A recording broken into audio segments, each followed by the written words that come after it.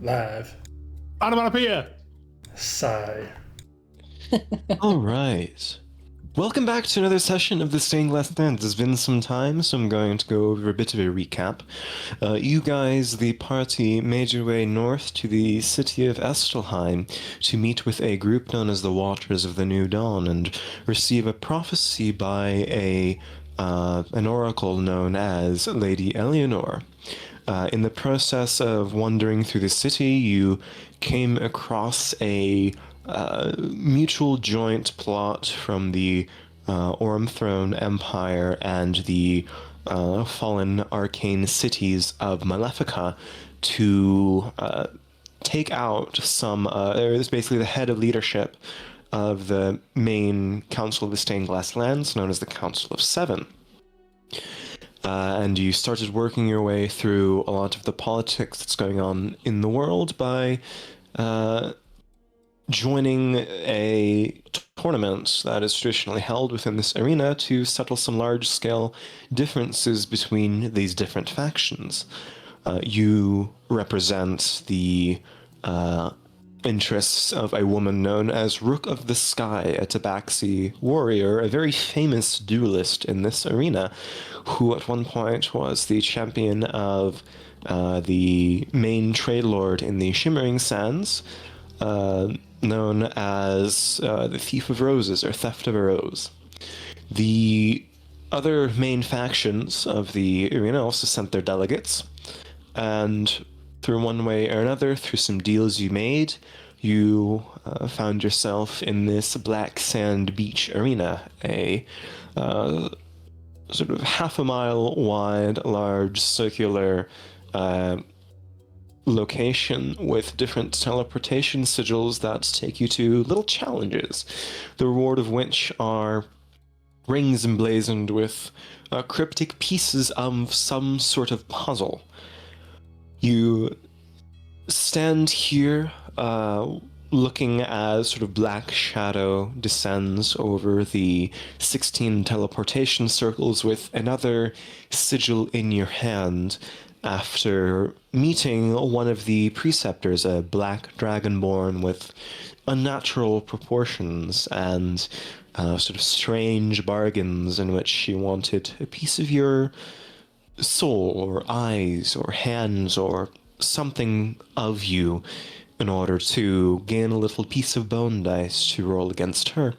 You succeeded, and now you find yourselves in this arena in various stages of emotional and physical health, with the only representatives being the two knights of Amadeus, the prismatic knight, the sort of hunched Nubian you can see seated on the black sand beach across from you, polishing his shield.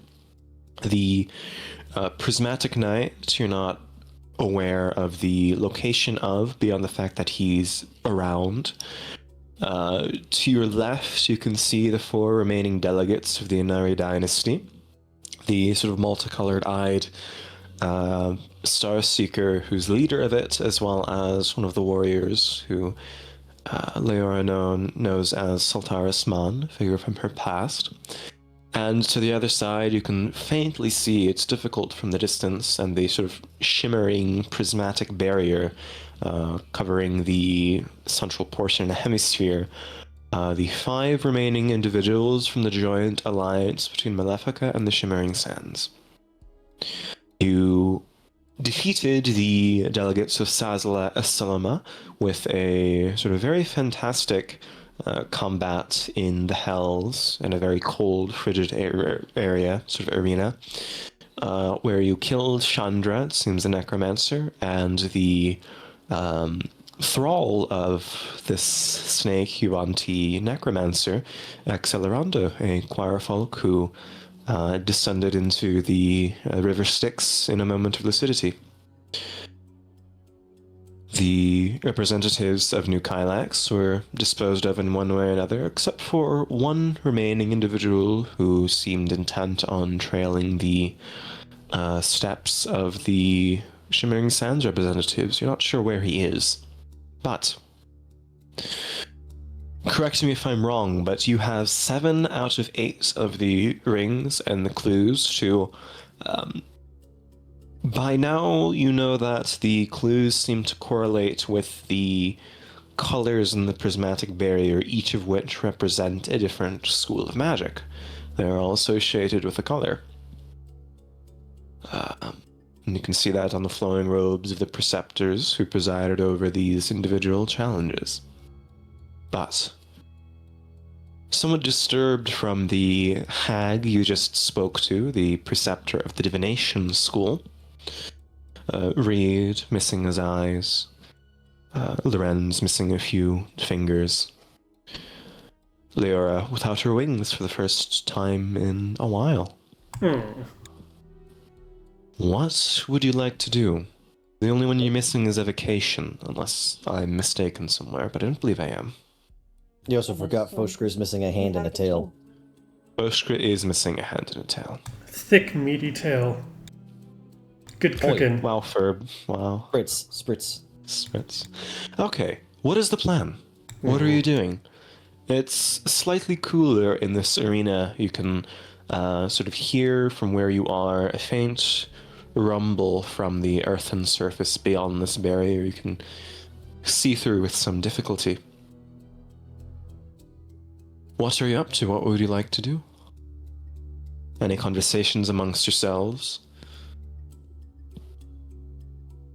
Any decisions? What's your plan? I think last time, as soon as we got out, the Foshker went around to those who offered something and kind of like just placed his hand on their shoulders. He didn't say anything, but it was like a silent thank you. Even Reed. Oh. Even Reed. I think that Lawrence is definitely going to be there for Leora. Seeing her cry like that, it was... Yeah. Chain can't even... he doesn't even look in Leora's direction. He cannot make any sort of eye contact with her.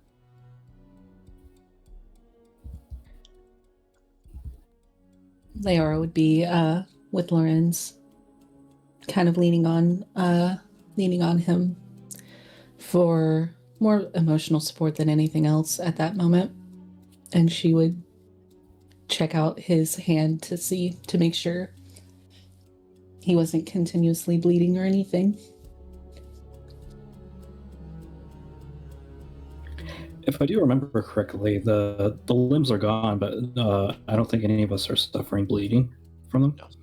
No. There was no pain, kind of like pulling a very loose tooth, just a little pinch, a bit of an itchy ache, and it was all gone.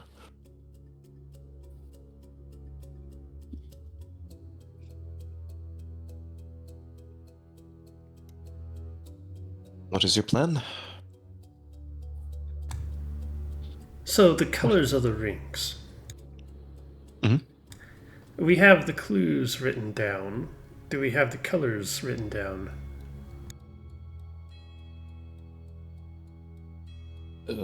I can find them.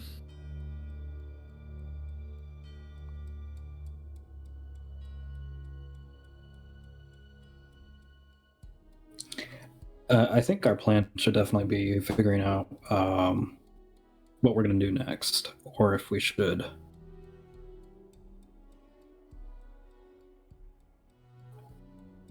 rest shortly. So the barrier is still up, correct? It did not go down after we came out with the last ring. It did not come down, no. Gotcha. But I do If you hear want- rumbling. Yes. It's nothing active, but kind of like just a minor earthquake happening across the corridor. No overt changes. I think seeing that, James is going to kind of vocalize, why is it still up?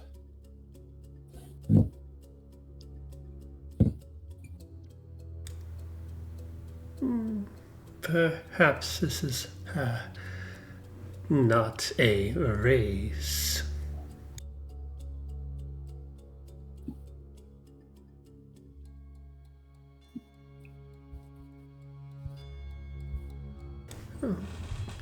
Hand me one of the rings, please.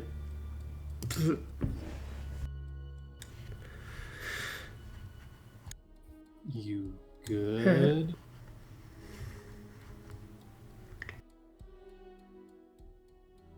I think he's trying his best. I'll hold my hand out generally in the direction of where I heard Chain's voice coming from. I believe Jane's still sitting right next to Reed because Reed had handed him that last ring. So Jane will just hand the ring back, I guess. When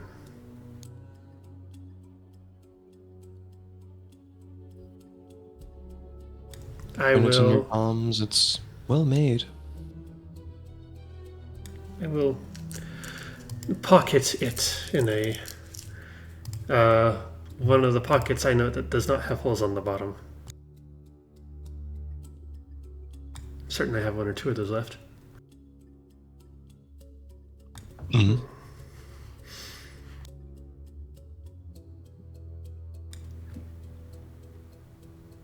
So then, what's our play? I was fairly certain that this bear is going to go down after all the rune teleporter things were cleared, but I'm going to start, just now that I have the ring, walking towards the sound of the rumbling, kind of using my staff as a guide? sensing stick, yeah. As your staff connects with the barrier, there's a brief spark kind of thrown back and rebuffed just a bit. Not enough to knock you off balance, but kind of like a hearty shove. I'd like you to roll a 1d8 for me, please. 8! 8?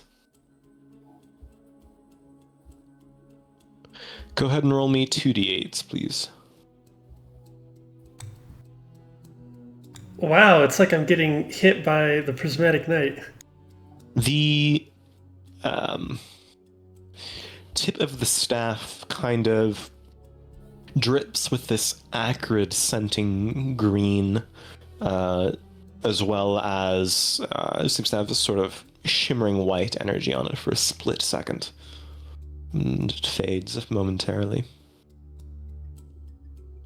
And I see none of it. No?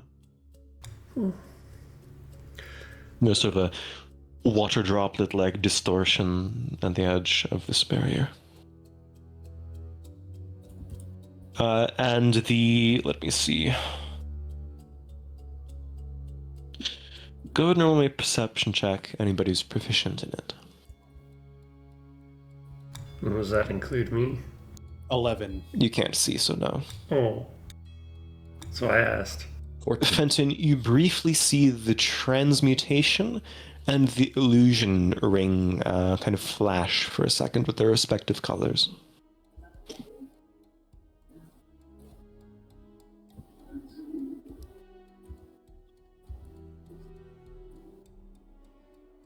You said anyone Yeah, and Foshka as well. Okay. 8 schools of magic. Well, technically, we're rolling 7s. We need one more. We don't have all the rings.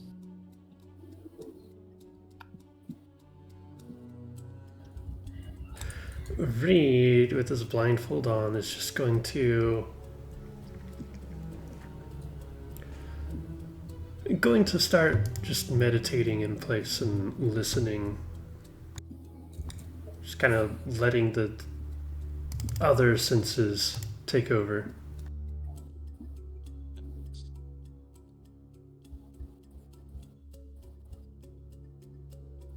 What are you thinking?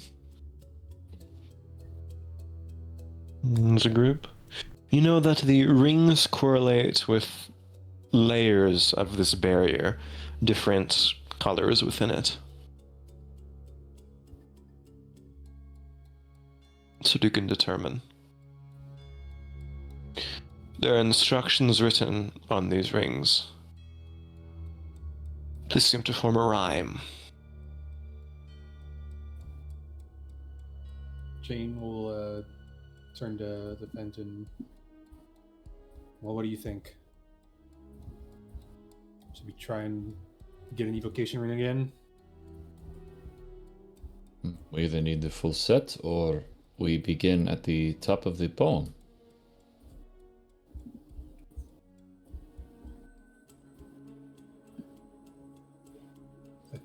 That was draft of Toxic Bold, right? Fel, sorry, can you describe the barrier again? Is there an Yes. outermost color, or is it Yes. regional to where on the map If you're you at? look at it with a little bit more scrutiny, you know that the give me a percent. It takes a couple of minutes for you to determine that it's swirling, kind of incandescent, but yes, there is a layering to the colors of it. The most exterior one that gives it its sort of prismatic blue quality is sort of a deep bruised blue, then yellow, then indigo, pink, orange red, green, sky blue, purple. Do you think Seems to correlate with a certain order. my schools and colors might be a little scrambled. Having a list of what we know Yeah. for sure would be good. I have this this comment Yeah. here in the archives, but presumably the outermost color then is that correlates to the necromancy ring. It's up to you. Well, is it the Okay. same color as the ring? Oh, let me fill you in on the colors of the rings that you already have. Yes, So you have all please. except for evocation. Divination is indigo. Enchantment is pink.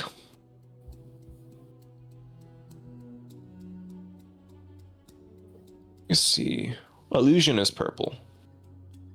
Kind of like a royal purple compared to the indigo of divination. Okay. So let me see.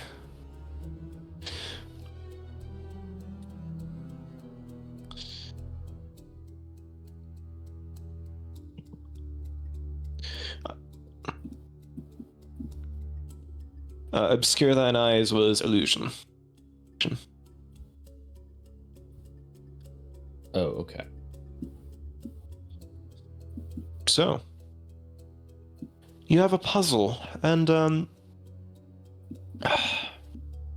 those of you who have Arcana can go ahead and give me a check if you'd like.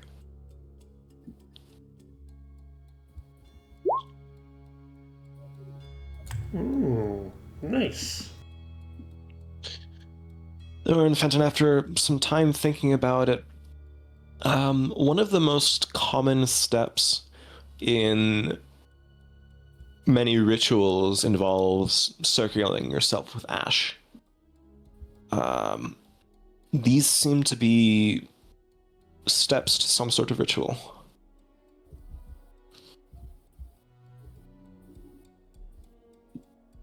What a 21 will get you.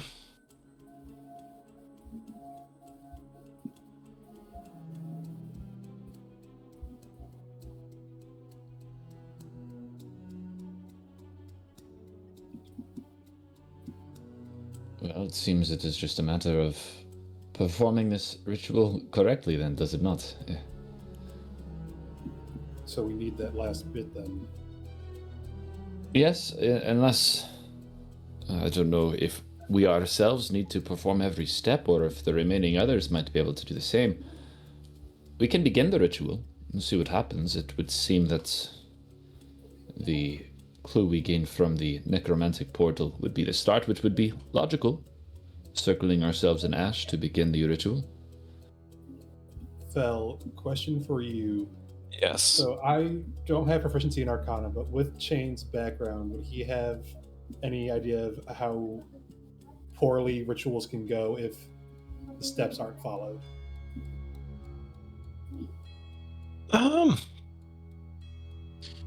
Roll me Arcana. It would be a higher DC, but yes, go ahead and give me an Arcana check. 18. Oh, It's not necessarily that it'll go wrong, but for what you experience, it's more of a consequence of it being done to your body. You don't think that this kind of ritual would have any negative consequence if... No, it just might not accomplish what you thought it would. But just it might probably summon a won't be fire harmful. elemental. Gotcha. So yeah, Chain would say, I don't think that's how rituals work, Fenton. I don't know if necessarily doing this ritual is going to pop this bubble. It might be doing this ritual lets us go through, maybe. I think we need every step, which means that we have to either go back to the Inari or we need to go deal with the Sands and Malefica.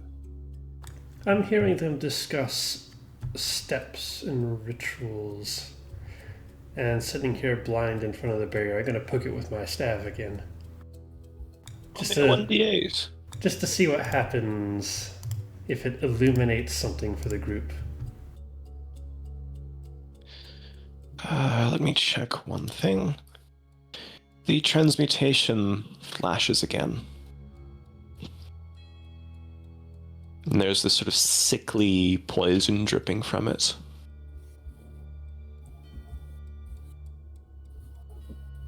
From the ring or from the barrier?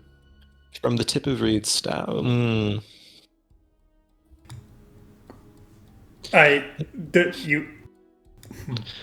From the tip of Reed's staff, sort of acrid poison drips from it, yes. That...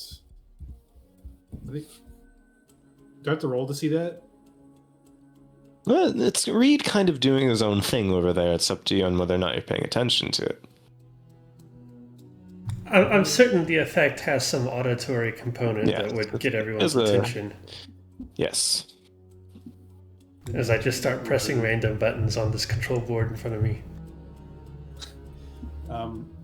Then yeah, I think if there's an auditory thing that's like alerting them to Reed doing fuck shit over there, Jay would look over and see that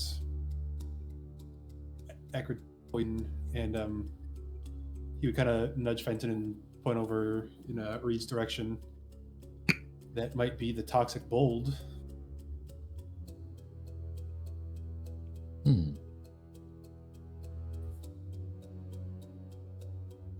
Yes, I suppose that checks. Perhaps that is step 3 then.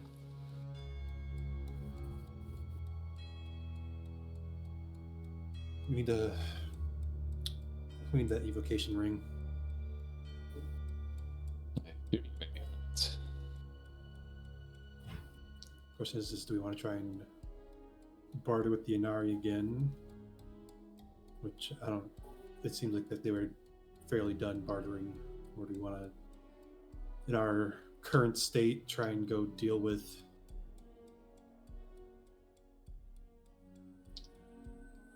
What you know is that the Inari were the ones who first completed the combat side of the evocation one. Where the ring has traveled from there, you're not sure, but you do know that the Inari have it, as well as the Prismatic Knight. When he was bartering, he revealed that he did have the evocation ring. Oh, okay, so Prismatic Knight has it. Yeah, I knew that the Inari had one because Chain tried to go and get a look at it before, but wasn't able to. Yes. Well, seems we're picking our poison. Do we want to barter with a dragon who very clearly goes back on his word quite often, or do we want to see if the Inari won't have a little exchange? Out of character, I think something we would remember was I think we had made a deal in the past that we were done working with the Inari. Yeah, but then That was- Homeboy Yes. went back on his word as well, so, Yeah, that was the deal I'm, with. I'm certain being evil to evil people is not that bad. I mean, it's either go rough him up for a ring or go back on our word that he already went back on. So Hey, that's a great idea. Except everyone else is going to jump in as soon as the combat starts. We're in a true quick draw situation here.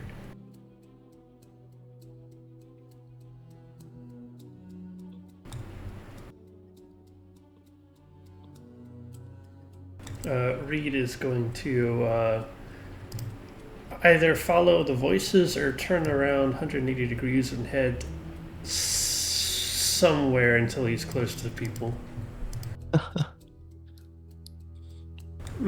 Maybe a little off course, Reed starts stumbling his way back.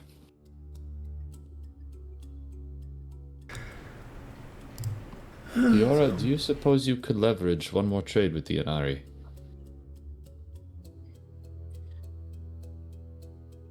I can try. Actually, Shane, do you think you could make a connection with Saul? Like a psychic connection? And see if he would have the information?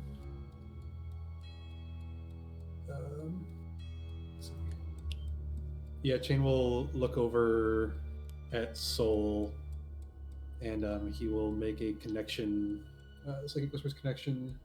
What's the range on that? It is anybody that I can see, and then the connection is up to a mile.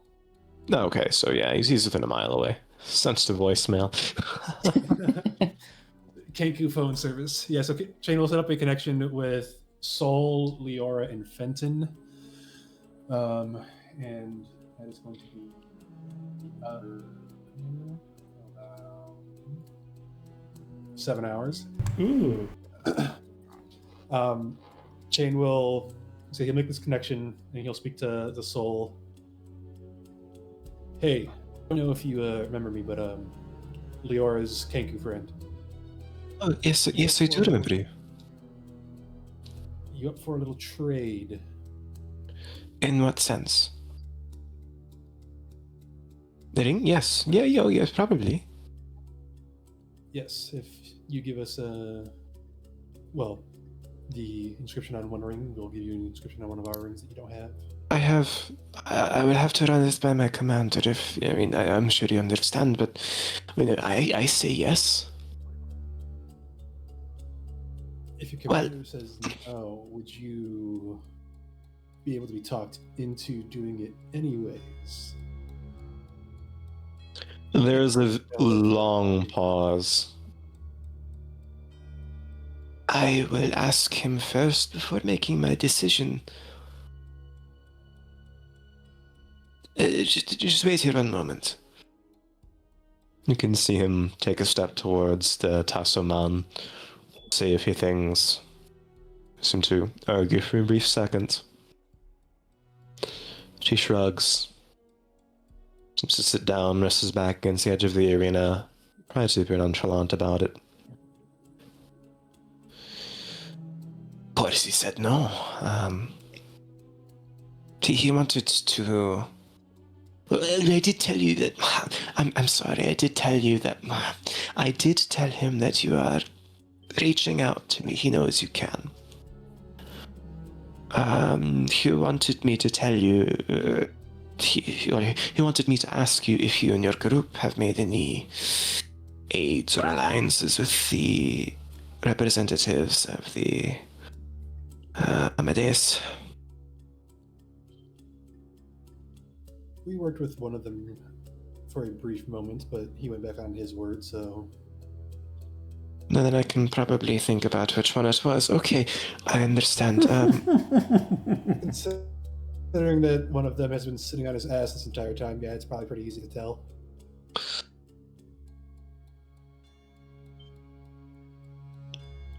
I would like you to do me a favor, Chain. It's within my power to do so. I know that it was you that tried to steal from us. There are no other Kenku in the city, now are there? And the How do you only know that it was a Kenku, though? Because Other- Chain did the... and the only other Arakakra here can fly. Well, Chain did the... Remember he was walking on the paw things. Oh, right. Yeah, never mind. Okay, scratch that. Rewind a second. Yes, I did that for a very specific reason. Damn it, Tassar, stop this hitting the exact rewind reason. button. If there is any way you can try to pretend or make... He'll know that I'm the one that gave up the information to the ring. If you and your group manage to figure it out, then... Well, you either made a deal with the Prismatic Knight, which Tassaman would kill you for, or I made a deal with you, which he would kill me for. So you understand my predicament. Well, it would have been less of a predicament if you hadn't told him about the whole mental talking thing. I'm not an actor. Fine. Well, you see, is it really lying if you just don't say anything? Yes, it's lying by omission. It's... I believe in my word, and I think it means something, but I suppose that is a matter of philosophy.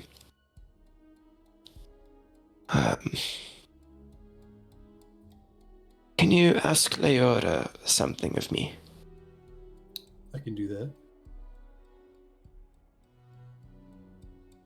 Would she forgive me if I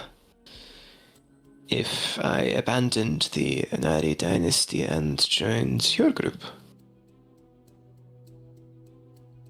Give me a moment. And Chain is going to talk to Leora through the psychic whispers. So, your friend is a little too honest, but he wants to know, would you forgive him if he abandons the Anari dynasty and joins us?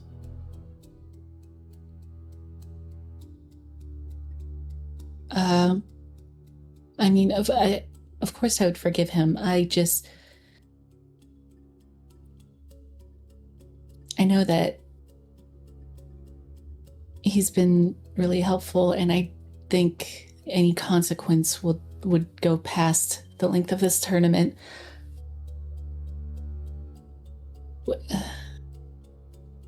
So let me fill you in on what happened. So I obviously reached out to him as you asked him if he would be willing for a trade.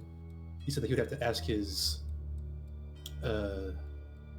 leader, commander, whatever you want to call him.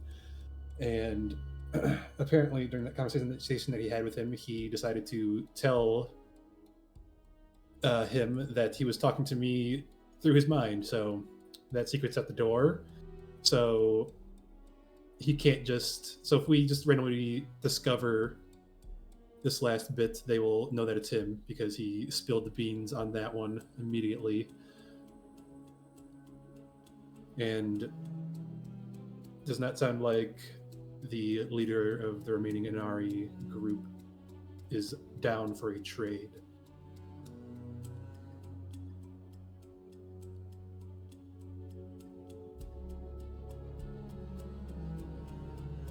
Tell him that I could never hold it against him if he did, but I just need him to be aware of any consequences or danger that would put him in.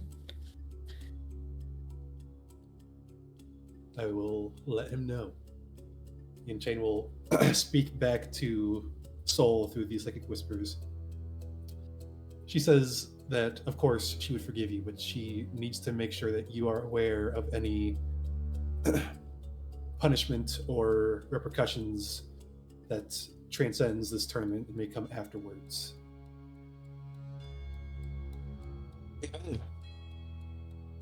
Give me one moment. You can see him stand, speak with Tassaman for a bit. You can see he's kind of arms folded, kind of with a frown, impatiently tapping one foot. They bark and exchange a few words. Saltaris says, also would like to speak with you, Chain. One-on-one. Just make it appear discreet, he said. Make it appear discreet. Would talking like I'm talking to you work, or does he want me over there? No, the connection with whatever it is that you do with minds. Okay, I can do that. Give me just a moment. Operator connects to. Shane will. He'll speak to Fenton through the psychic whispers real quick. Tasso wants to talk to me, so I'm going to set up a connection with me, Leora, and Leora's friend. Is this going well then? Somewhat? We'll see. I'll let you know. Okay. I'm going to start counting. Yeah. That was through psychic whispers, so Reed would not have heard that unless Reed is just randomly saying that he's going to count. I'm going to start counting down my patience. So, yes, Chain will set up a new psychic whispers connection with Leora, Sol, and Tasso. This one, for 6 hours. And then just for, what's it called? Mechanics reason, Chain will then use a bonus action to recover one psionic die. So he'll set this connection and speak to Tasso. You wanted to speak to me? Yes, I would like to make one thing clear. This would only mean something to Leora, but I would like you to convey it. My name is not Tasso Man, it is Tasso Izume. That would mean something to her since that is her field. She was with us. Different houses have different purposes, as have mine. I will. The motto of House Izume is to deceive is to succeed. If you have been paying attention, which I'm not sure you have, the leader of the Inari dynasty is a very smart woman. She is under no pretense that we will win. I am playing an act. I have to maintain the appearances of the dynasty. So I simply cannot let your friend go easily. I have told Sartaris to steal it. Since a child, he has had visions, as all Valpinans do, that he would become a betrayer for the Inari dynasty. I suppose this is the time, is it? It may have low stakes to his life, but you need one ring, yes? Yes, we need the evocation ring. Then I suppose it is time for me and my group to head to sleep, after which, well, I'll be taking first watch, and you will have your ring.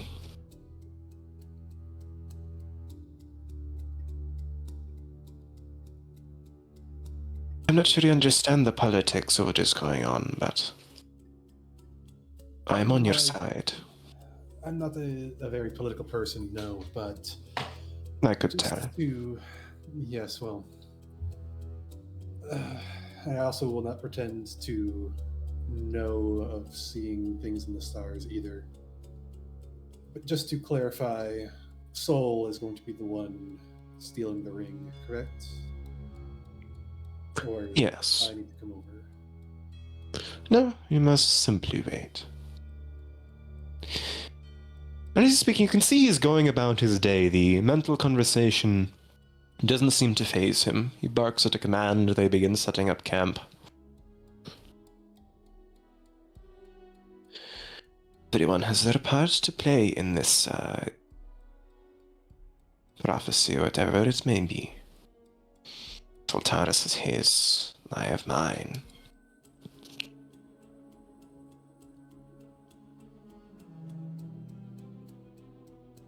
Well, is there anything that you need or want in return for this?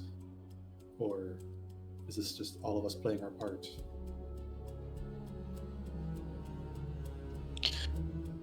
No. I have what I need.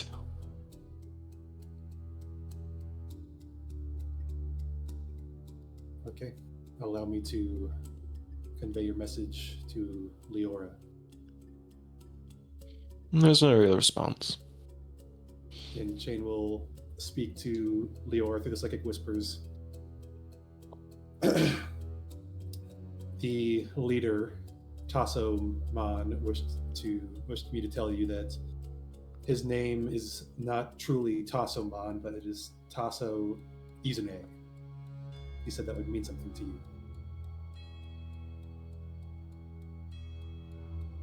Would I know anything other than? Yes. Okay.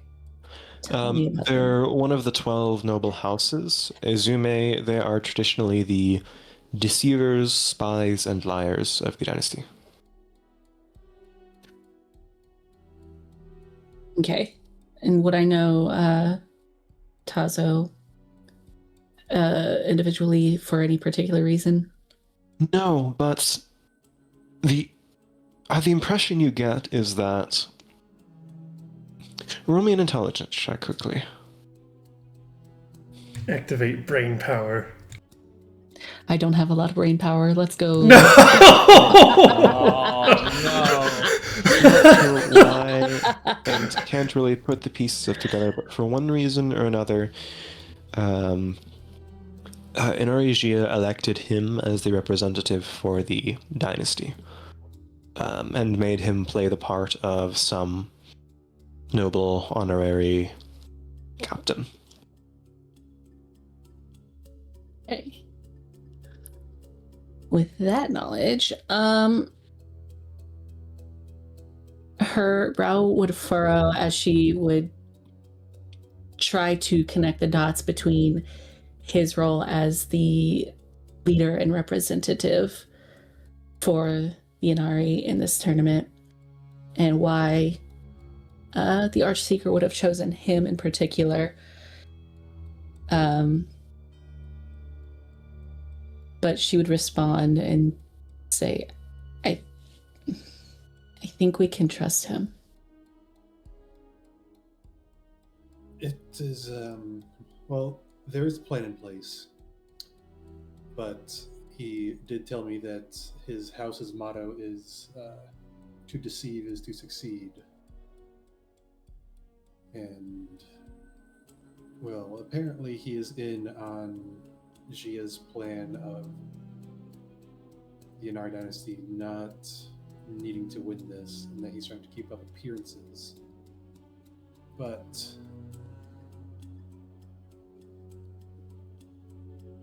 I don't know. It is hard to read somebody when talking like this. So I don't know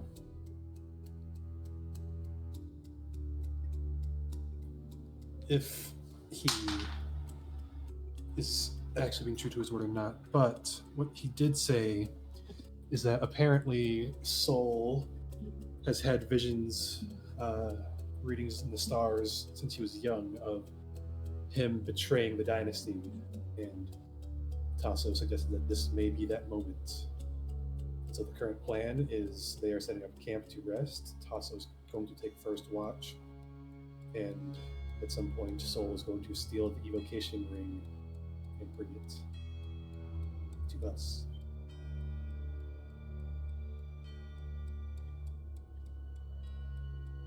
Understood. Yeah, I think that's probably our best bet for getting that and remaining in one piece. Well, what's left of us. There's a long pause. I shall let Tasso know then and fill Soul in on the plan. Thank you. And Chain will speak back to Tasso. Sounds like we're in. Shall I inform Soul of the part that he's going to play? No, I've done that already. Done that out in the open. Don't tell him. He doesn't know that I've already set it up. Oh. You can convince people to do a lot of things if you approach them from an indirect way. Gia didn't want us to succeed. She wanted to set up the conditions so that Sultaris would defect. Can I insight check? Roll an insight check, yes. Over a mental connection. That is... it's a 10. Seems to be telling the truth.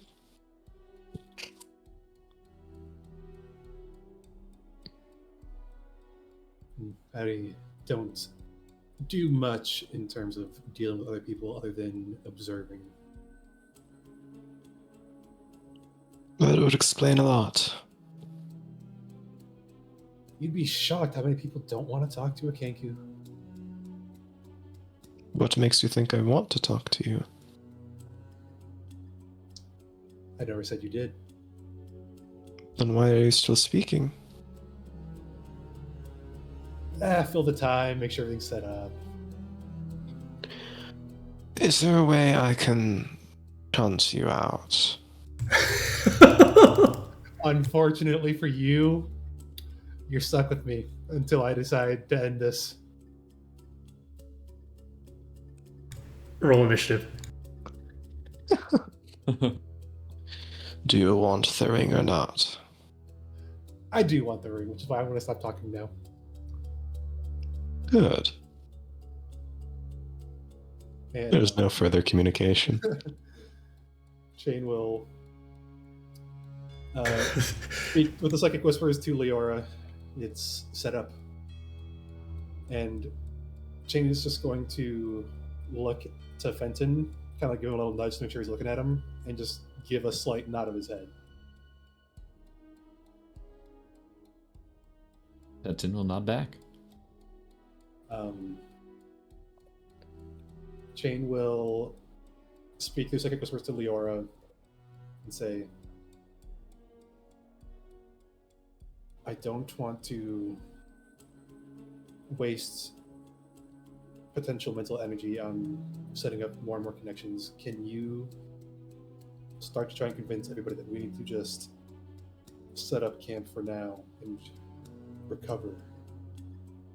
Yeah, I can do that. And she would head over first to Lorenz and let him know that feeling a little bit tired after everything today. Can we go ahead and set up camp? And give him absolutely. I would also give him like a knowing look, like a we have something planned. All right. Well, he's going to give kind of like raise an eyebrow, but he won't ask in particular specifics. He trusts her, so he begins to set up camp as best as he can with, 3 missing fingers. She would help him and thank him and move along to Hammond and give him the same look whenever she told him that we were going to set up camp for the night.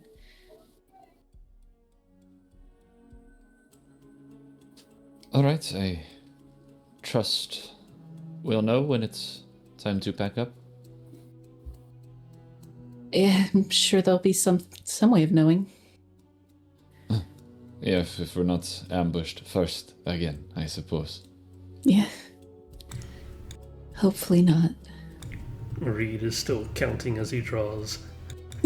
98, 99. Reed, sorry Jesus. to interrupt Carving you. numbers in the sand. I'm carving what I imagine numbers look like. Yep.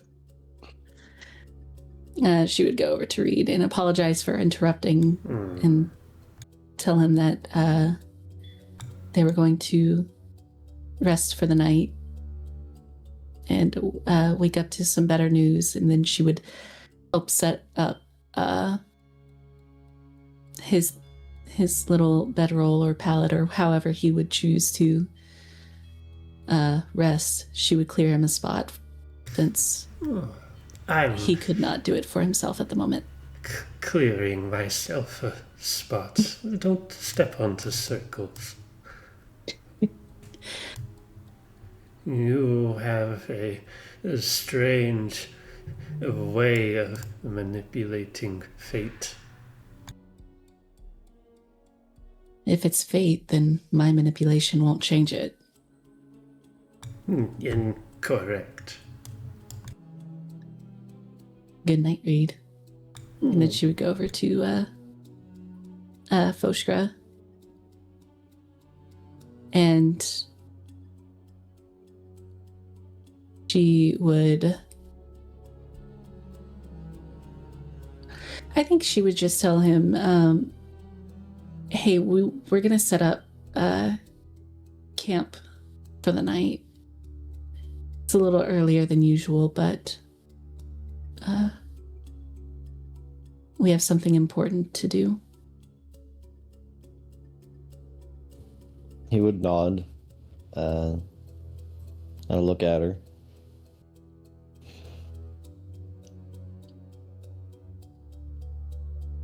I did not say it aloud.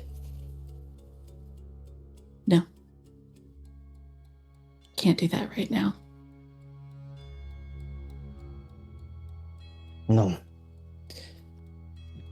To say thank you.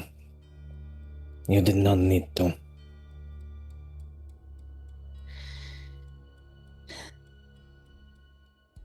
I would have anyway. Kind of closes his eyes a bit and shakes his head. And she would help him clear out a spot as well, since he is currently slightly disabled. Afflicted. Afflicted. Shane is going to try and play his part and go, oh, we're setting up camp? Yeah, we're just a little tired after all of the hullabaloo today. Oh, that's a nice word. I'll keep that one. Fenton, do you want to take first watch? I'll take second. Sure, yes. Give everybody else some time to sleep. Dearest Game Master, Yes. while these silly goofs are doing their silly goofing and scheming, Yes. I'm going to cast Summon Beast and pull forth my better half from the staff. All right. Seeing eye dog. Oh, better. It's going to take the shape of more like a vulture, kind of constructed out of the parts of a dog. And I'm going to tell it, go across, and I want you to watch, harass, peck and stab at those from the shifting sands. Okay, interesting. And I'm just going to send that spell slot out into the world and let it be someone else's problem. I'm sure this won't have any negative repercussions. You watch as this dog scampers around in a slow semicircle around this arena. Vulture, flying mode. Flying. Yes, it has a fly Can you see speed. through it? I cannot. It is not a familiar. I can give it verbal commands. That is it. All right. You watch as this vulture flies, circles into the sky, starts sort of calling and swooping down its encampment. An arrow flies its way. You see a firebolt crack through the air. Takes a few minutes of you seem to be just annoying them slightly, and then a bolt of flame hits true, and it careens from the sky.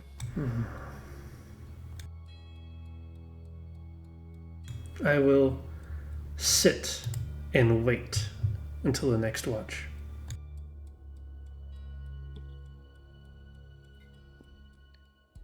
Who's first on watch then?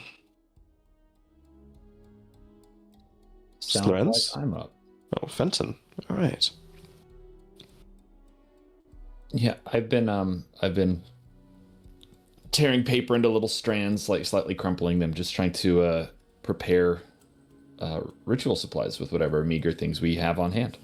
Mm-hmm. He watches the prismatic knight briefly makes his way towards the settlement up here, speaks with them for a second, doesn't seem to go anywhere, returns back to where he was.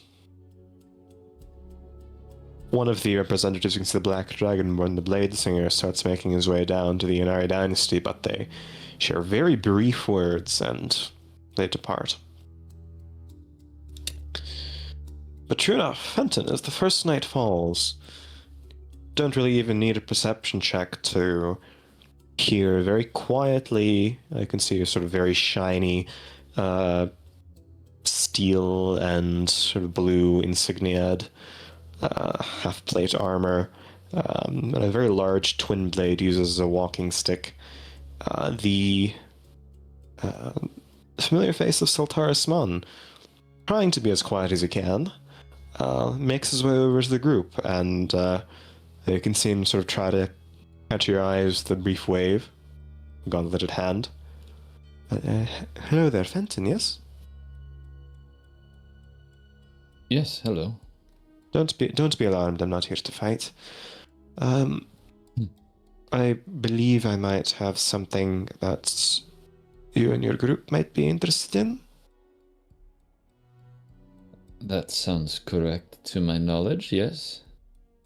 Takes from his bag and at his side and produces sort of a red-orange ring. Kind of looks behind him nervously a little bit.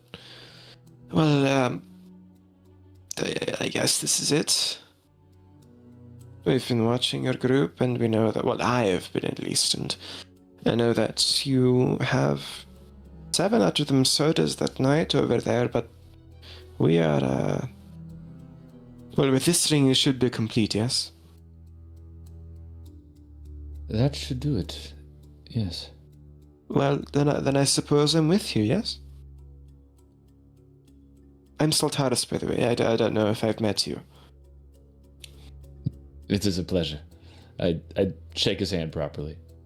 Kind of shakes, and he's strong grip, but a little bit shy. Right. Well, I don't know. I guess your group is. But I don't want to alarm them, obviously.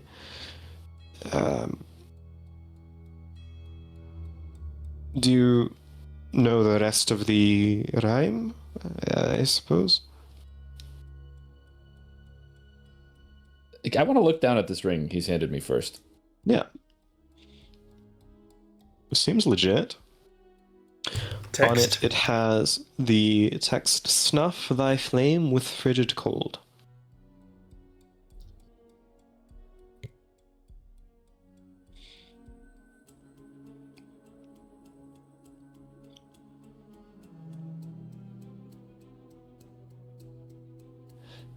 Yes, we do have the entirety now. Right. That's good news, isn't it? Yes? Yeah, it's It is good news, yes, and thank you. What is your... Sorry, if there was a bargain, I'm not privy to it. What is it you will do now? Join you, I suppose. What do you want me to do? I used to be with the Inari dynasty, but I guess I'm not anymore. I was close friends with Leora when she was living in Iris, but Yes. I have no real allegiance to them. So this act of you coming here, you are no longer permitted to return, is what you are saying, or you simply wish to stay here? I'm certain they wouldn't look kindly to it. Look, I don't know how much you care about the Valpinos and all about them, but I kind of foresaw this happening. Look, sort of the point is I'm on your side. I can fight well, and I'm aligned with you now, I suppose. I mean, Well, then, Soltaris, welcome. great.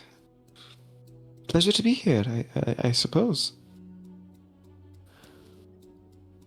If you wish to rest, well, be our guest, but... I'm quite fine. The stars are bright outside. Well, Yes. You're quite awkward for a bard. I just did not expect this transaction to go this way, but thank you, I suppose. Right? Okay. For sure, a song, it is really not a day for pleasantries in my experience thus far. Well, I can't sing, so I really don't know what to do. I suppose I'll just wait for others to wait. Look, I'm sorry if this was strange. Forget it. No, genuinely, I apologize for a hostile approach, I suppose. No, this is greatly appreciated, and I acknowledge that what you've done here is presumably not easy. It was very difficult, yes. I don't want to understate that, but no matter. It doesn't matter anymore. He kind of gives a shrug. Right.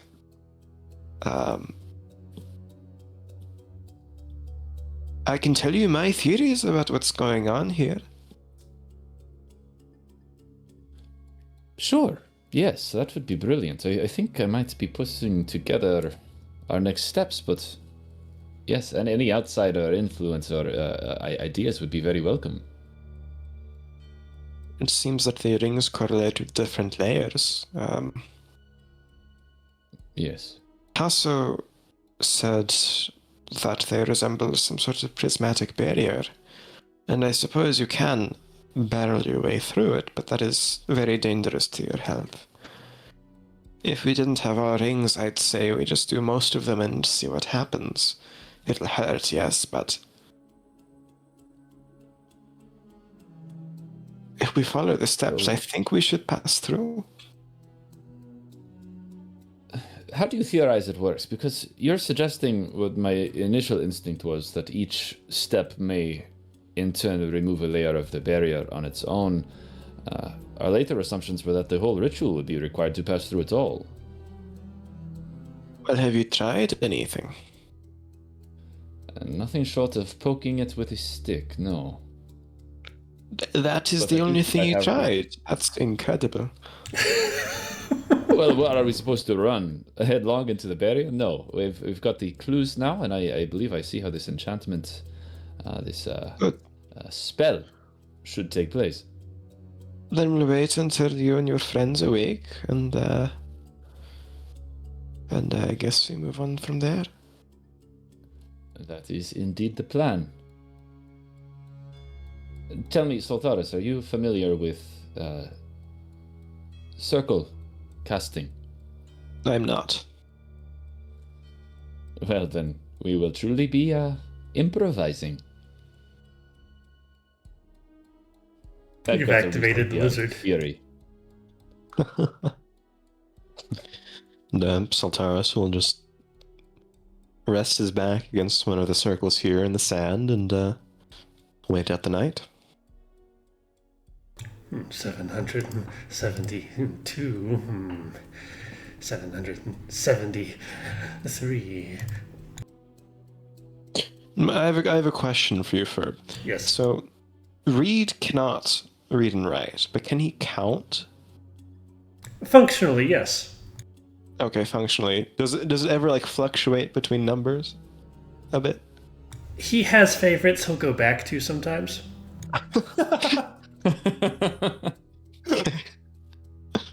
All right. Who's next on watch?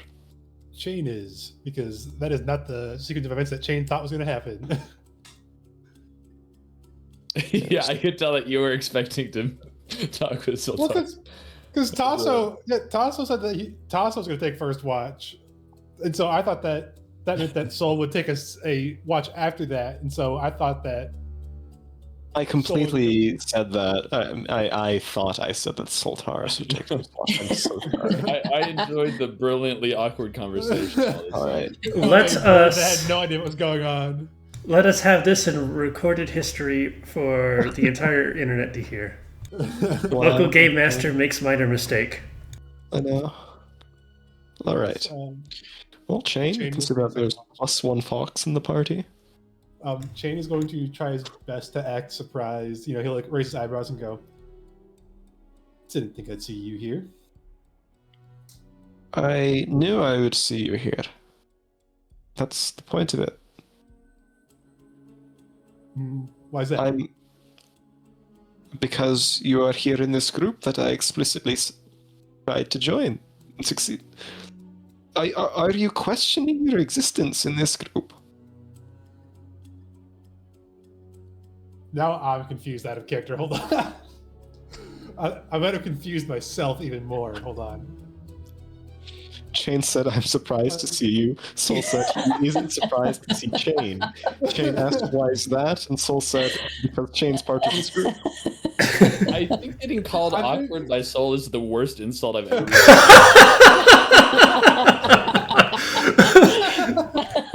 Is this the best, the closest to a campfire session we're gonna get right here? Okay. So Chain will go, "Oh, that's right. Yeah, wake up. Sorry, just woke up." I can tell. Well, I'm here now. I suppose I'm on your side. That's all that really matters. Yes, and I'm assuming you gave the ring to Fenton. Yes. Wonderful. Yeah, we should have all the pieces. If I might ask, is it uncomfortable when you regurgitate one of the rings? I cannot say I was not absolutely horrified. You saw that? I saw and heard.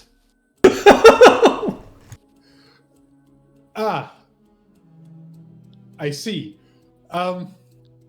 Depends. Some come up easier than the others. It's still fascinating to me. But It's a more secure pocket than anything else. it's the worst way you could have phrased that, my friend.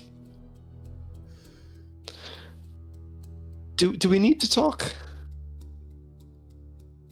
I mean, if you'd rather just sit in awkward silence, we can do that. But That would be preferable, very much so. before you do that, can you do me a favor and just speak your name for me so I can actually, call you by your name if I need to? Sultaris man. Thank you. Leor calls me Sol. Would you prefer me to call you Soltaris or Sol? And Jane will mimic him back his name in his own voice. Sultaris man. The entire thing Soltaris Mon or just Soltaris? Sultaris. Gotcha. I don't think you do. Got me. As you'd said. I understand that you wish to be called Soltaris. I'm glad you repeated that statement. Jay is just gonna. You're a strange bird. Why is that? Why do you? What makes you say that? I suppose you as a Kenku, have you ever had another Kenku repeat what you've said back to you? It really shows how much you can communicate with other people.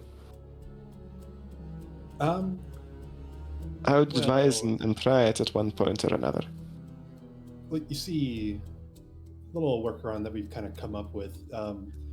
Most of the Kenku where I come from all have the same voice, so it is kind of like hearing yourself talk over and over again. I understand why you are the way you are, then.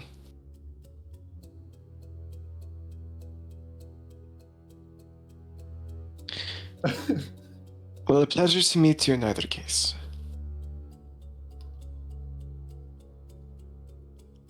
I know I've told you my name is Chain, but if you want the real name, my name is...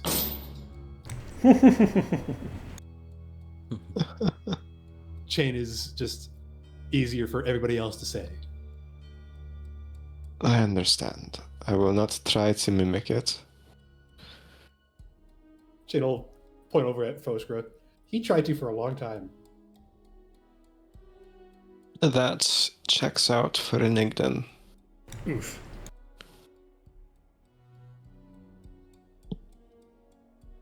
I would say...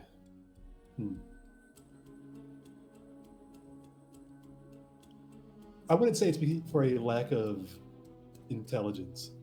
In fact, I believe the way he described it to me is that names mean a lot in Ignan culture, so he thought it would be a disservice for a long time to call me Chain instead of the noise. I see. Well, anyways,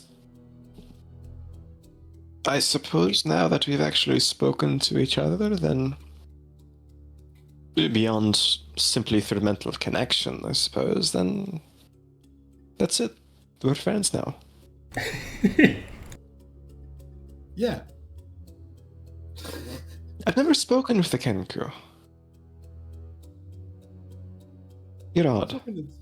Spoken with a lot of Vulpinals in my time, but I'm from the Twin Blades, so there's a lot of Vulpinals there.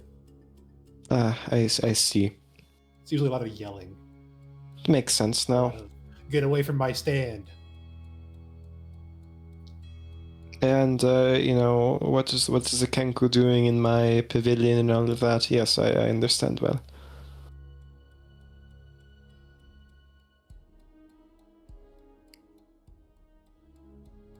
Well, good night, Chain. I'm going to head to sleep. Good night, Sultaris. Turns away without another word. Good job. This man is so unintentionally hilarious. When you add a drop of normal to whatever we are. To have never been insulted in such a way as this man called me odd and weird. I had tears in my eyes. I was laughing so hard. I'm surprised that you weren't like giving out tips on like, oh, avoid that party member, talk with that party member. Don't step in circles. Oh, no. Circles. If he finds himself in a circle, that's a him problem. Speaking of geometry. 1038. I'm going to expend another spell slot. I am not resting. Resummon my better half in its vulture form. And go to the ones from the sands opposite this arena and make sure they're awake to witness your beauty. Are you trying to interrupt the rest? Yes. Yes, okay. Then I would like to roll me a straight wisdom check, and you better roll high. This represents how well your summon's able to obtain your commands and how strong they are at accomplishing their duty. Give me a wisdom check. 21. If the party thinks read counting is annoying, the squawks of a vulture, the flapping of wings, and the very irritated kind of yells and shouts coming from them as they try and eventually do successfully shut it down is much worse. I think Chain will come over to read Jaduin. Counting, drawing circles. You didn't step on any of them, did you? Let's see. What should I roll to see if I step on any of Reed's circles? I have been drawing circles and spirals and shapes since we left the portal, so yes, you probably stepped on 50. Reed can't see. Chain will go, no, not a 1. Light on your feet. Do you know who you're talking to? Yes. There's someone else in our camp. Yes.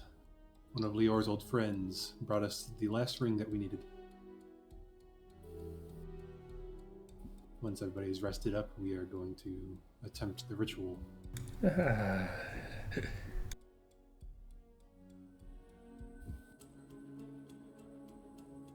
So, why are you counting? If I do not, my mind will wander. Parts of it. And I prefer staying with where it is.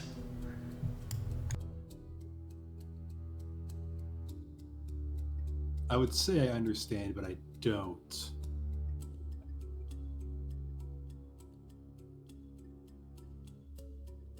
I guess you keep doing you. Do you need anything while I'm up?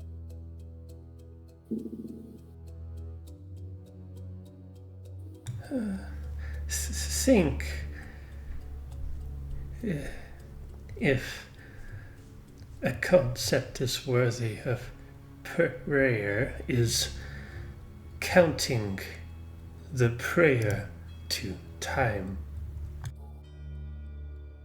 What did Reed say? Hold on. If a concept is worthy of prayer is counting the prayer to time.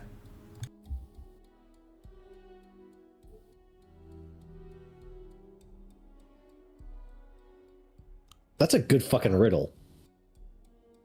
There's just a long silence. You've broken Chain.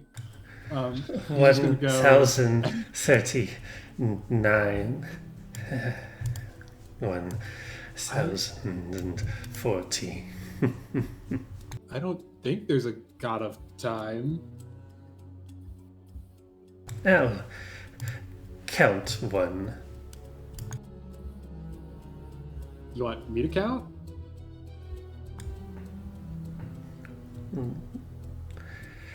Slow creeping smile.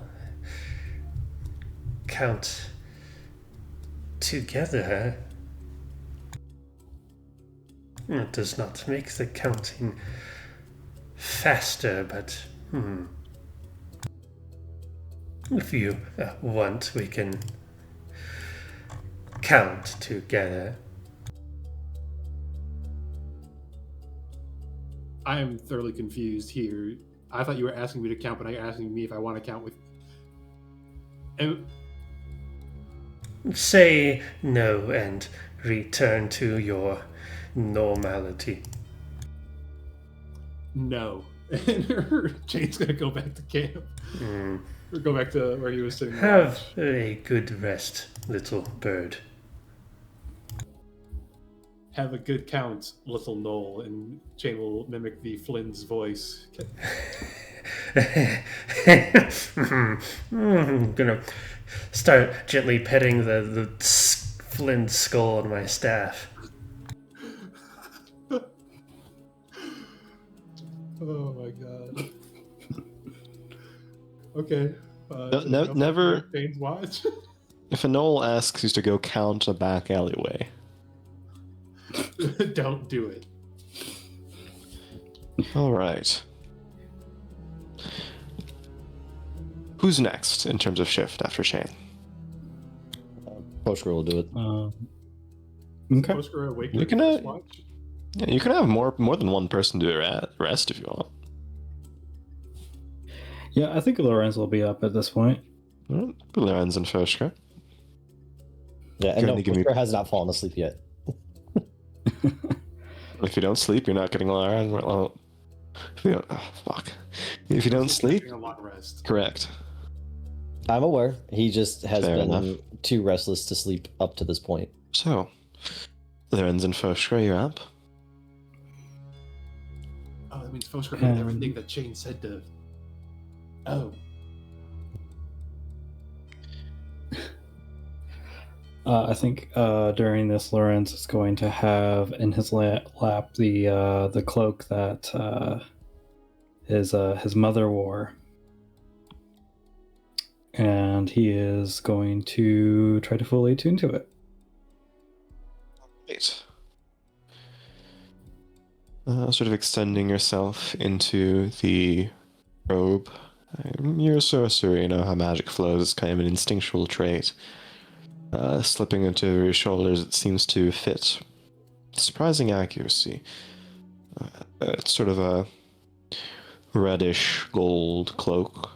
Silken, very comfortable. And as you attune to it, it's like your eyes are adjusting to new light, where at once you saw only forward with two for the brief split second, eyes, hundreds of them flare open in patterns along this robe, and then shut briefly, leaving you back staring normally. This is a robe of eyes. Oh, You can... I'll post a photo of it.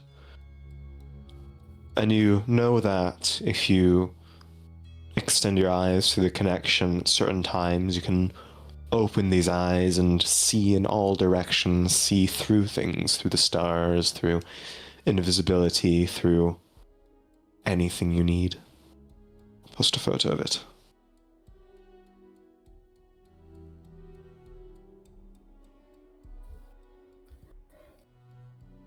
wow. I think that Lorenz would be kind of scared of that newfound sensation.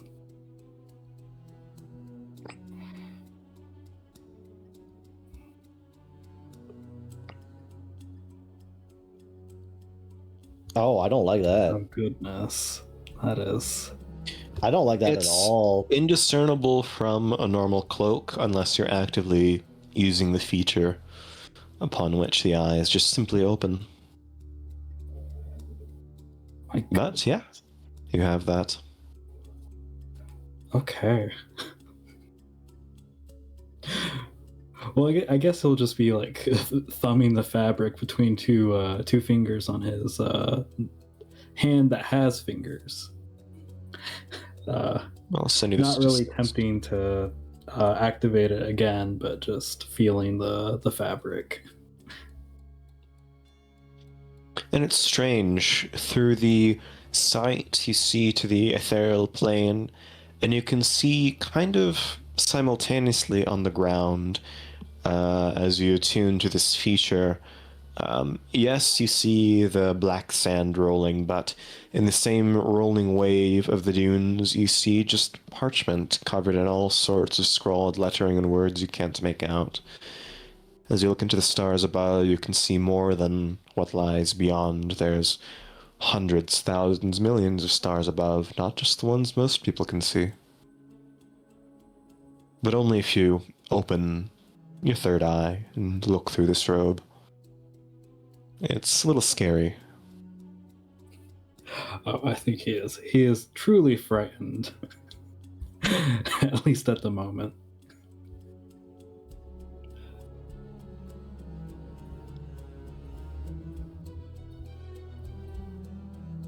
Right. So, Like both. Yep. as their rest is going on, I'm going to do the same thing again with another spell slot. Use another spell slot. You already rolled the check and rolled above a 20, which is what you needed, so you will be able to interrupt the rest. Okay. But I was basically doing one bird per shift. One bird per shift. 4 birds per hour. Per night, pardon me. After this one, That's fun. I Okay. will stop counting and sit. And I know I'm not going to get a long rest, but I've done my job. All right. Last shift. Sorry? I was gonna say during his shift, Poshgrove is going to be sitting cross-legged with one of the stone tablets kind of like propped up in front of like in his legs and writing a letter,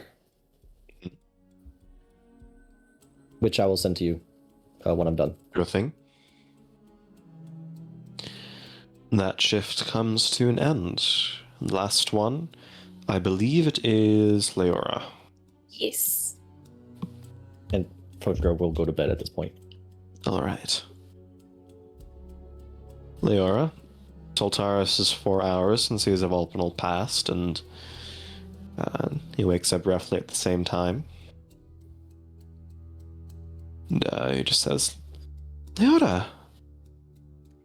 Well, I don't really know what to say, but I brought the ring towards your group. I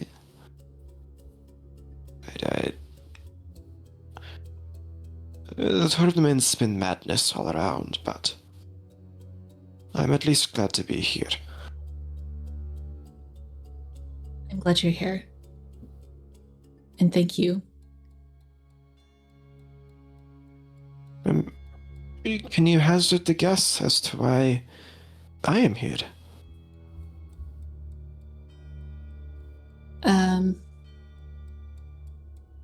Well, from what Shane was saying, it's to upkeep appearances, mostly. Why don't you lean back, look towards the stars in the sky? She would prop herself up on the palms of her hands and look up at the sky. He takes the twin blade he carries and kind of traces it in the air, mutters something, and as if he's cutting through kind of like ice, the edge of it traces this sort of pale blue shimmering constellation in the air, waves a hand and kind of casts it up, and they race towards the stars, kind of joining them, beginning to link and point out a certain arrangement. Ever since you left and I was enrolled in the Star Seekers, they're called the Academy for Warriors of Houseman, I began having these strange visions at one point or another. I was pretty sure that I would have to leave the dynasty, as you did, as you saw some time ago. And you can see them forming different shapes, visions, connecting these pictograms, showing Volpinol running away from the dynasty, showing Volpinol looking up to the skies towards a mountain far in the distance. I didn't know what it meant, but it said that I would carry something towards people I cared about, and as soon as I saw you representing this group, I knew that my fate had kind of somewhat been sealed, if that makes sense. But I don't mind. You seem to have grown a lot, and I've left the dynasty. I haven't seen the outside of it before. I'm sure he's seen many great things. There's a lot of beauty out here. If you want to stay with us, then I'll be happy to explore the world with you. I'll cross that bridge when we get there. I don't know what the future holds. I don't know if I'll be let back in the dynasty for technically a betrayal. You know how the nobles think of that, but I suppose that's what the future holds, right? He's fighting it.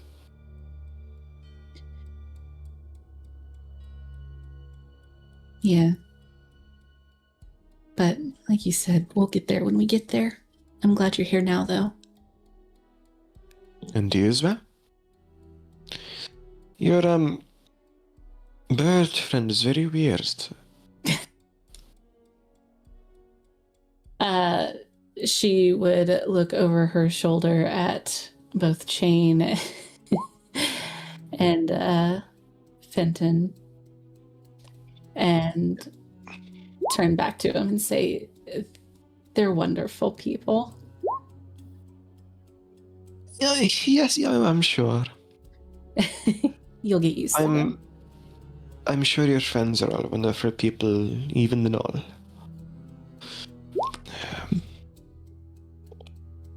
But I obviously haven't met them. They don't really exist in the dynasty, you know. But It did take a while to get used to them, but it's different out here.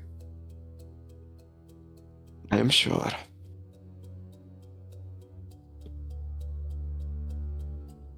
And, suppose he just generally catches up with how he's been asking you all sorts of questions about your travels. Seems like he's very excited about the world beyond the dynasty. And she would happily fill him in with everything that she could. And then morning rises. Go ahead and take a long rest, except for Reed and Foshka. I mean, we already had a long rest, and we didn't really do any fighting, so... Oh, that's fair. But do we actually gain any exhaustion from not doing this long rest? Roll me a Constitution saving throw for both of you. 27. Jesus Christ, okay. Behold the monster of your... Oh, Foshka. Foshka. Oh. Yeah, after several hours etching into stone, not being able to sleep, it seems to have taken its toll on you, unfortunately. You do gain one level of exhaustion, though it's not bad. One level's not bad. I don't even know what that means, because it's the first time I've ever someone's ever used exhaustion on me in a D&D. No, I'd like to declare, I've tried to make you exhausted multiple times. However, you succeeded in the saving throw. I just want that to be clarified. Exhausted. First level is you have disadvantage on all ability checks, so any skills you have to roll a disadvantage. Not saving throws or attack rolls, though. Yes, correct. Okay. And as morning rises, we're going to take a 15-minute break. Whew.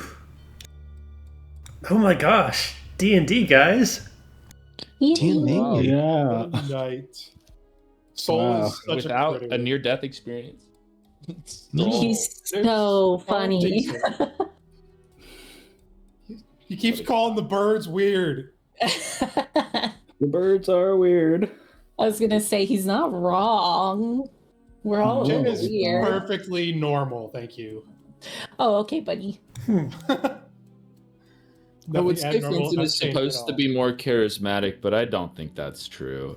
Look, Fenton's still feeling it from the hag that basically Fenton has not had a good day.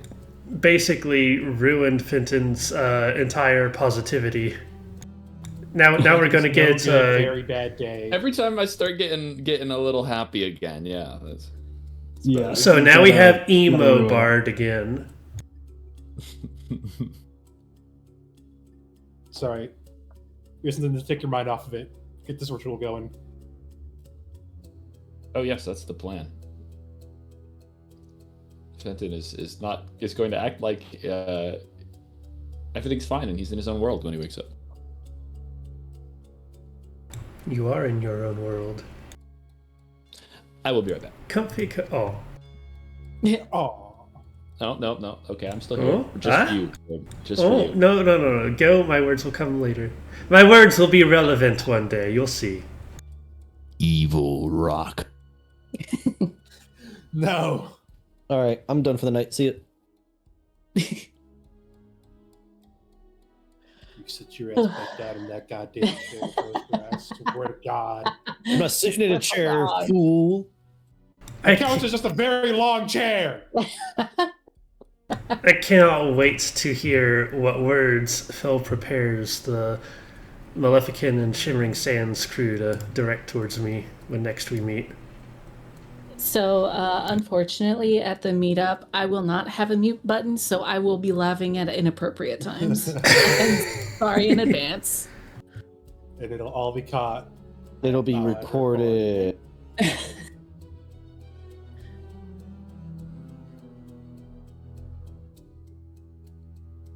And it will be glorious. Alright, I'm gonna refill my drink. Samesies. I still got a lot of my water left. Why'd you say that like the water boy? Because fuck you, that's why. Oh. Oh.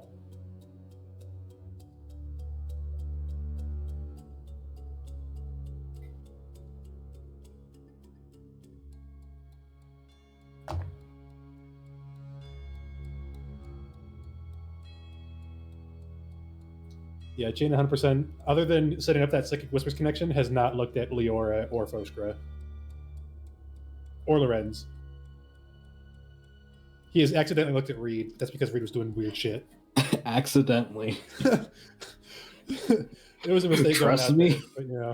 If it was not an accident, I wouldn't have looked at you. I think that went well, though. Psychic Whispers for the win. It was alright. No one in Listen. the party realizing Fosher is just looking more and more fucking was trying to stressed think the about- longer we're in here. Listen, I don't think any of us want to be in here any longer than we want to be, than we have to be, but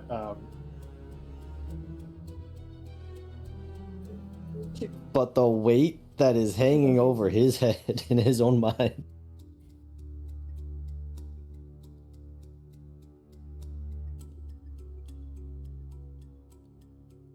have you tried just getting good?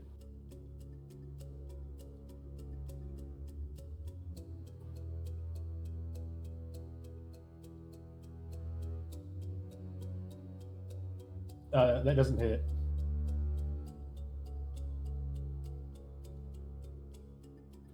Okay, that hits.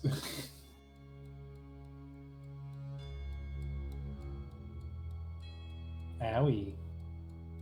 Okay, my turn. Does a 26 hit? Yes.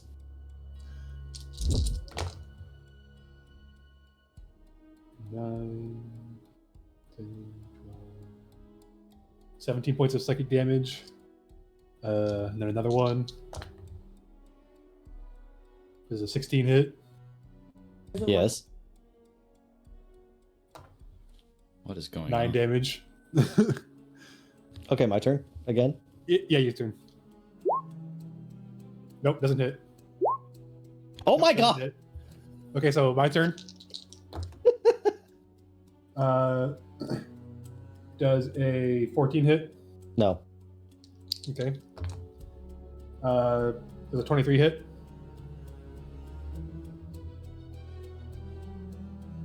What do you I'm think? thinking that is- yeah, I'm thinking that's a yes. I have returned. 10, Welcome back to killing each other again. 26 damage. Wait, 20? Why? Because you're recklessing, so I get sneak attack. I didn't say I was recklessing. You have it going on advantage. Oh, because I didn't switch the thing. Well, that's your own fault. You bitch. No, you. Meh. Yeah. I'm still standing. All right, your turn. Imagine we're on our last That hits. fight against the BBEG, and Owie. our only response I get Our another only 3 points of rebuttal. HP back. is meh. All right, Isn't that the verbal component of counterspell? the hits? No, that's not. Oh. And I got another 3 points of HP back. Okay, yep, I'm still standing, but that is owie. Okay. Oh, We are wait, here wait, to wait, report wait, one wait, owie. wait. Also, contested athletics strength check For what? to put you on the fucking ground and make you prone, because I can do that with my teeth. Does that count as like a grapple thing where I can do acrobatics instead of athletics, or is that a straight strength thing? It's strength versus strength, because the thing is I'm biting you and using that to pull on you. Nat 20. Fuck you. All right, my turn. 24. What do you think? Were you recklessing? No. 6 psychic damage.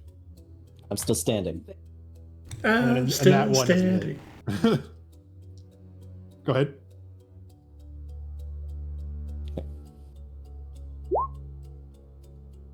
Is that reckless? Yeah. Okay, yeah, both those hit. Oh wait, why did okay, one was delayed. Okay. Owie. I'm down.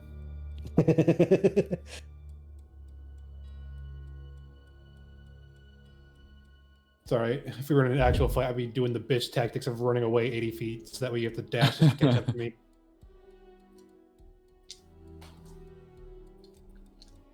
So, what Hammond DM'd me was probably the most biblical thing I've ever seen in a campaign. Biblical. But I'm not going to spoil it. I'll tell what happened I afterwards. can't take the same approach, Val. Yeah, I know that would be dangerous for your health and safety.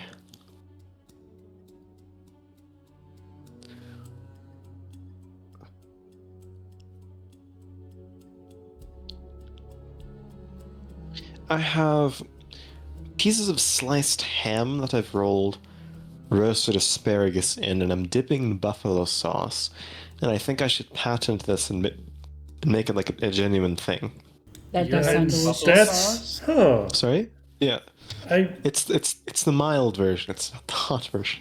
I want it. So much better than spoonfuls of sugar. No, those are I will be having that afterwards. It's my dessert. So, Val, have you heard of a candy? I don't like candy. Look, you can get What pixie about you take the dust. sugar? Get pixie dust. Pixie dust If candy. you only want sugar and nothing else, you can heat it up, and it becomes this thing called caramel, which is sugar for eating. What the fuck is caramel? I only know caramel. I was gonna. Get Hey, pal, that's another word you and me say the same. It's caramel. There are more syllables in it than two. Caramel. I have this argument with Chris at least once a week. How does Chris say it? Caramel. He's wrong. Yeah, Chris. Yeah, Chris. I always tell him that there's an extra A in there that he's just intentionally missing. Okay, but since when does the English language care about letters? It just does whatever the hell it wants. Do you pronounce enamel as onmil?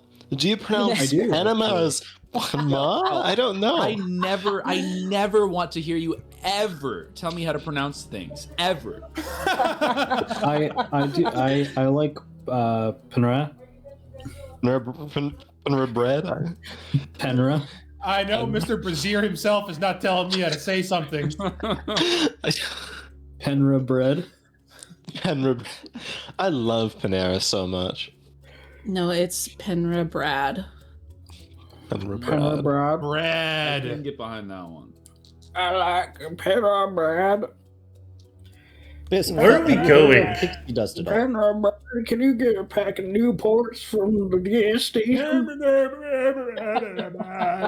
So Here's $1.50. Get yourself when I was a something kid, special. I would go to this sports camp, with my youthful compatriots, my peers, and we would engage in these activities like, I think it's racquetball, where you throw it at the wall, so pointless Yeah. games like that, and I think racquetball during is a lunch. racket, but I never understood why there are no rackets involved in racquetball. because what you were playing wasn't racquetball. What was it then? Wall ball? Probably some shit like that, yeah. Because I can just show you Is it the actually actual called wall racquetball. ball? Yes, wall ball is I a can thing. I can show you that actual racquetball does actually involve rackets. That's how simple of you. But there was a convenience store, that sold concession like candy, that some of my peers would go and get over the course of the day. And there were these knockoff pixie sticks. I don't remember the name. And I always thought they were absolute degenerates because they would snort them. Yeah. And Oh, yeah. I just like I Have mean, you ever okay, I seen can somebody understand. smoke a Smartie? I feel like no, I love Smarties because they have a deliciously chalk-like texture, which I Yeah, appreciate. Oh my have you ever seen anybody God. smoke them? No, I have. why would I want to? It was a huge problem in our school. They had to make an announcement about it. Is it a thing? Hey. Smoking Yeah. Smarties. How do you smoke Yeah. a Smartie? So you know how they come in like that plastic packaging, right? Mhm. You roll that in between your hands like really aggressively, and then open it, and then just inhale all the dust. It'll So look the like you're Ferb smoking. technique. What? So, yeah, and there were so many kids in my school doing that they had to get everyone in the gymnasium and make an in-person announcement about it. So did it collapse lungs or something like that? Yeah, a kid went to the hospital. Oh, that's. Well, I feel like Because that's natural they did it so selection much at that their lungs started like having like what do you call it, popcorn lung? The precursor to vaping. Yeah, literally, yeah.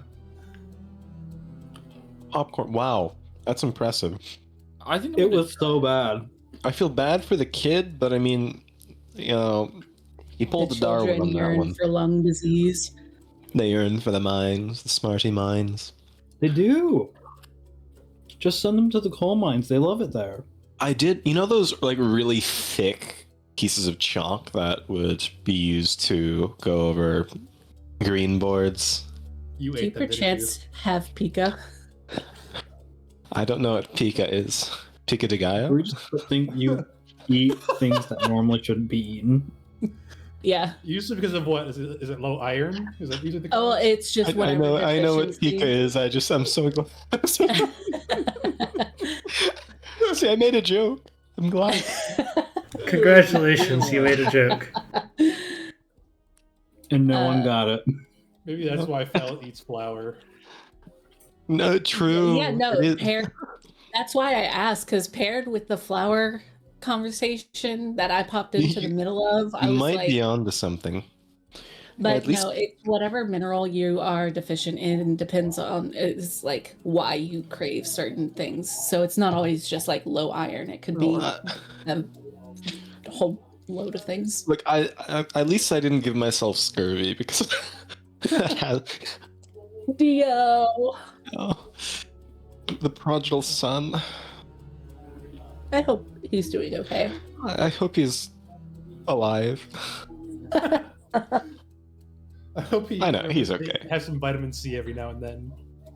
So I don't know how I'm Truly. going to be able to play anymore tonight. My cat has decided that she wants me to hold her hand. Oh. Yeah, hold Well, her hand. Your I'm sorry. character is Goodbye. one-handed, so you know. There you go. There you go. Yes, but it's my push to talk hand. Oh, I see. That's I see. unfortunate. Growl, snarl, snarf. Yes, snarble garf. Or is it garble snarf? Garble snarf. It's irrelevant. Okay, is everyone back and ready to play? I believe we are all back, yes. As ready as I can be with her in my lap right now. Pet the cat. See. I am petting her. She's purring like a motorboat. Good lizard. Gnoll boss, Gnate, Gneep. What is the third one? Gnolboss. Gnolboss, Gnaslight, Gnate Keep. Gnate, Gneep. Okay. Alright, welcome. Okay. Focus, everybody. Morning rises. The black sand beach is still there. You have all the pieces to the puzzle. And you have a low charisma fox. What would you like to do? Jane will probably say we should probably go to like a side of this where the other Volcanos can't see us. Now that you're here, they might get a little upset. Unless they decide to not come after you. Why would they fight a fight they cannot win? There's 3 of them now. I don't know, man. I don't understand politics. I can see that. But this isn't politics, though. This is basic tactical combat. Yeah, I don't know how important, like, not betraying.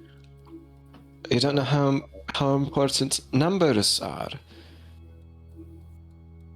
There are 7 of us. Yes. We should still be out of sight if we are to perform a ritual. That I can understand. Because, I don't know, they might get angry, come over here, and just target specifically you. Just prove a point or something. I don't know. Are you always that worried about possibilities of things that can happen? Yes. Yeah. Enough talking, let's just get this over with. Very well. Alright, yeah, it's easy enough to do. The barrier is difficult to see through, so you can find a way to be out of sight for most people. Fenton. Will you... Wait. Carry on. need an assistant for this ritual? I don't believe so. I'm not sure if each of us will need to perform the ritual independently or if any particular arcana is necessary, but if I understand it, I believe it can simply be performed with materials at hand. Why would the Mirror Knight simply sit and wait if everyone had to perform the ritual? Once you complete it, then the race begins. Yes, perhaps you're right. I'm not acutely familiar with this enchantment, this barrier, but...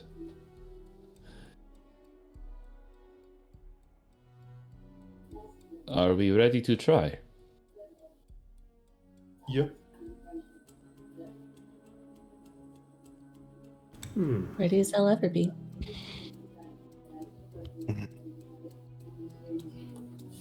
Well, what else are we gonna do? Fenton is going to make a circle of those strips of paper that he was tearing yesterday as close to the edge of the barrier as he can. Yeah, circle. And can I press a quill into the edge of the barrier? I want to try to mimic what Reed did yesterday. A1d8. Okay. 6. Let me check quickly.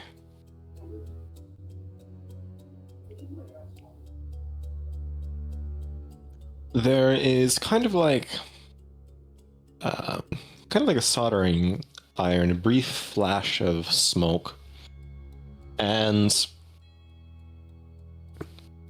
There's like an electric buzz to the air, and it seems that the tip of your bow has turned to metal, of a stone-like metal. Ah, that was not what I expected. Reed, if I'm not mistaken, I suppose you did not see it. Yesterday, when you pressed your staff against the barrier, there was an ooze of a sort. There's this step here, and I'll gesture to my journal for anyone who can have eyes and read. Coffee draft of a draft of toxic bold. To drink a toxin, I suspected it would come from the barrier itself, but now I'm not so sure. Fenton, what pedestal is this one again? That we're One more standing in time? front of. What pedestal? What school of magic was this one that we're standing in front of now? Do you remember? Do I remember, Fel? It was conjuration. This was the conjuration, if I'm not mistaken. Do you think what is produced when you touch it varies depending on what platform we're standing in front of, or is it based on what material? Because a quill is different than wood. Reed, touch it. Touch it with your staff.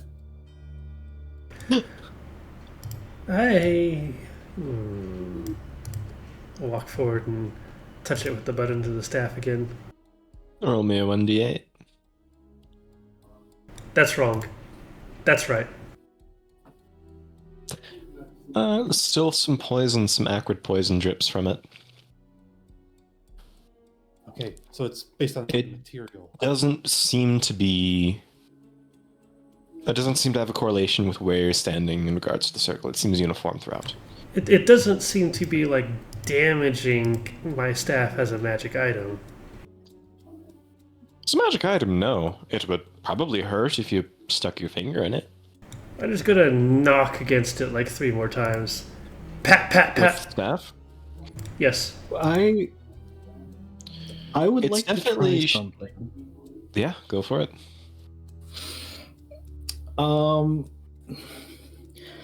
So this involves a question.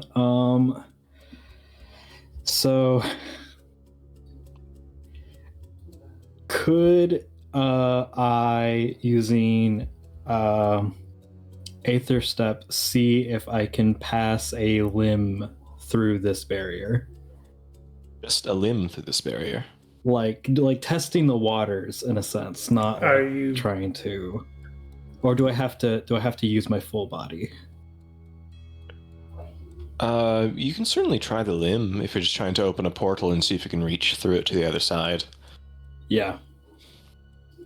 I'd like you to roll a charisma check for me. Okay. Let me. I don't think that's. Check, not a save. correct. So go and roll a check. I'm not doing this correctly. Oh, there you go. There's sort of a sparkle of this arcane electricity, of this arcane sort of arboreal barrier as you begin to sort of open a plane throughout the world. You can see through this faint, sort of like a window plane between realities, beyond this barrier where you reach through. Instead of the location you would normally see beyond, you see the same rocks, the same shifting earth, but it's all parchment.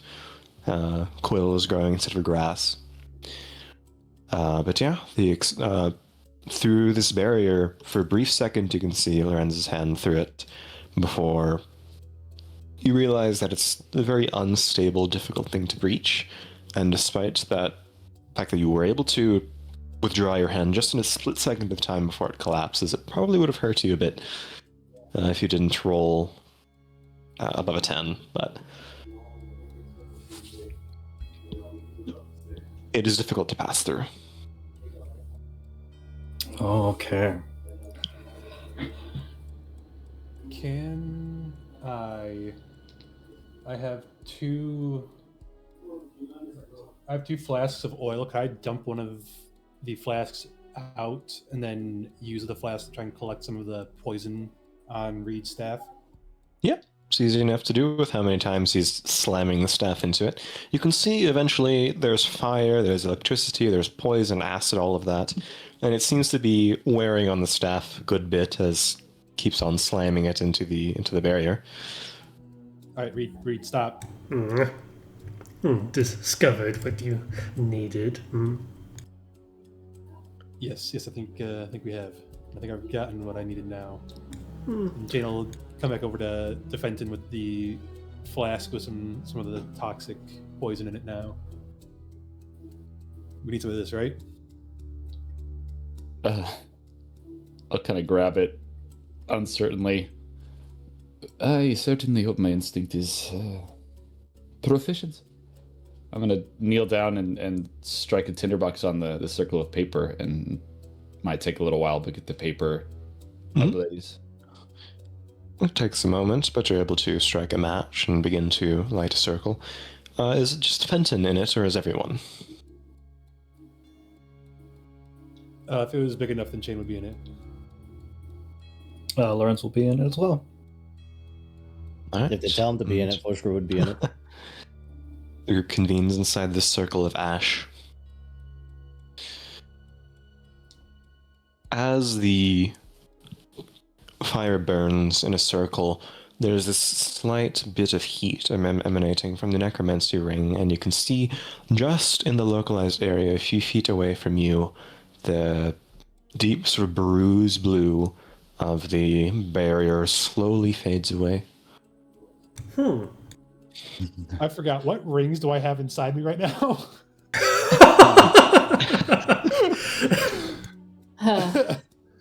Only you know that. Like he's got a rave in his throat. I have not been keeping track of what rings I put in, just that I have rings. I have 4 of them. We'll soon find out. Up to you. It won't damage you, but it will be very uncomfortable. I know Fenton has divination and Ferb has evocation. I can't say what I want to say. It's too crude of a joke. Say it. Ferb has divination. No. Fenton has evocation. And something else. I forgot which one. I don't recall. All right. That's the. Oh my god. Hey, Oh my god. I'm pretty sure that's still going to be in the recording. It is. Oh, that's true. And, Yeah. and now you can't cut it. Okay. You can't cut No, the like no, 2 seconds it would have taken. Right. Now we're addressing it. Okay. Yep. It's there for everybody to see. What are you planning on doing next? Not what you just said. Seeing this this layer start to fade, I will be encouraged, and I will strike up another flame on just a little one more crumpled piece of paper in my own hand. The yellow barrier begins to slowly melt away. Do all of you follow suit? Yes. Yeah. Yeah. Stings a bit in your palm as you begin to light it. What next? I will blow it out sharply. As it fades and the smoke begins to rise in the air, the indigo barrier fades. Pardon me, what is it? Application. Orange red. Cool. I apologize.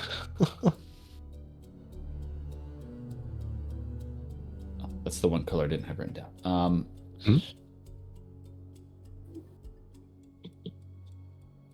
Is there any obvious barrier in front of us at this point? Indigo.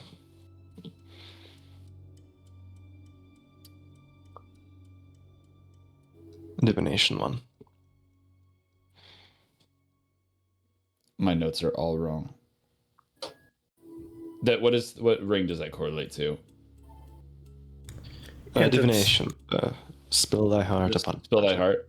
Yep. Okay. I will. In specific, it is spill thy heart upon a platter, tell a lie, or the previous latter. So, basically, one truth, one lie. Gotcha. Okay. Any order you want.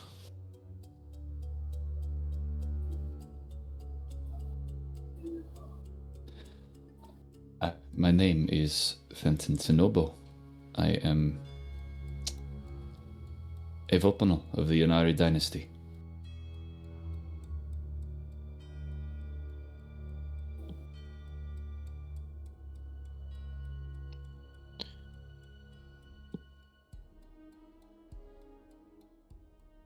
It seems to flicker and fade.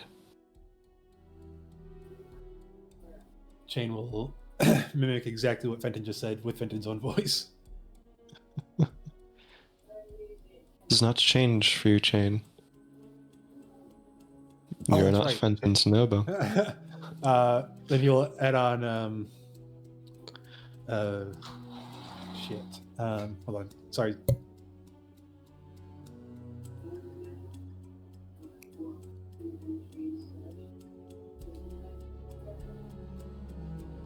Everyone will have to tell a secret and tell a lie in any order they want, but shouldn't be easy to tell.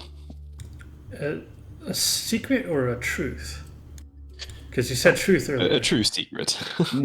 Okay. Your name is a I secret. suppose I did not tell a secret. Yeah, you should. No, that's fair.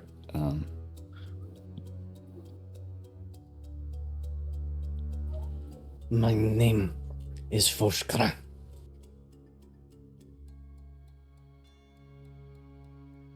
Which is technically a lie.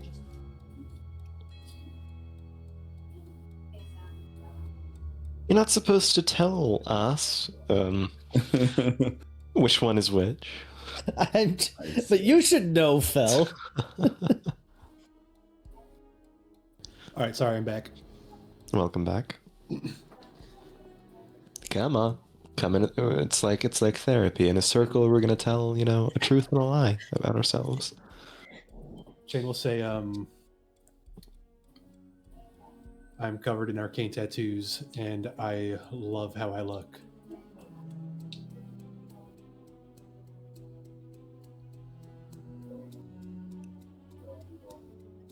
That's two.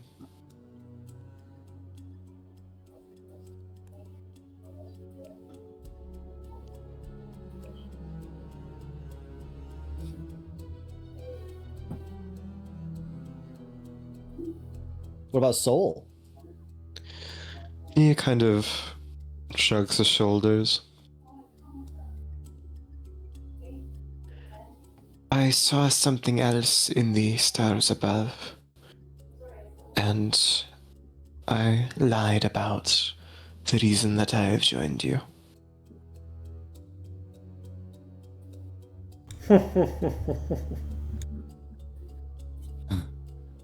Fenton will actually say, my home is to the south, and my heart is to the north.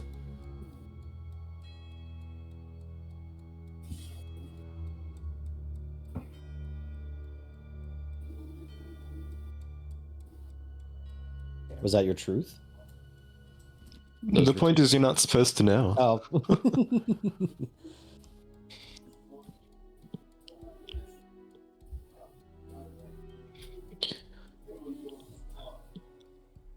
Leor, Lorenz, Reed.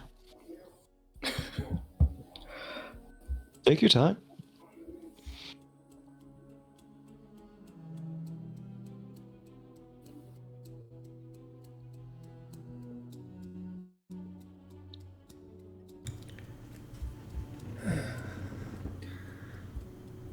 I am not worthy of being admired, and I love all of you more than you can imagine.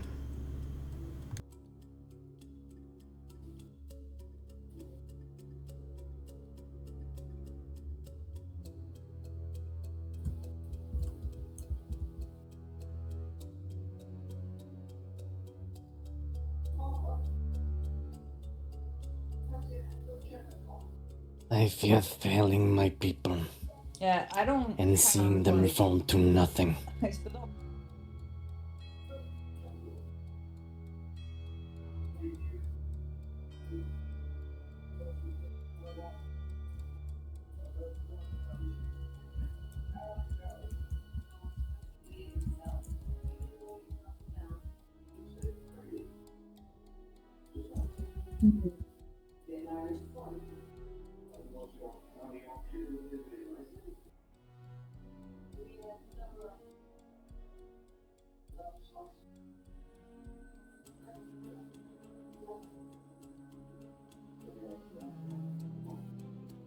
No worries if you're blanking on it. We can come back to it later if you need some time to think about something fun.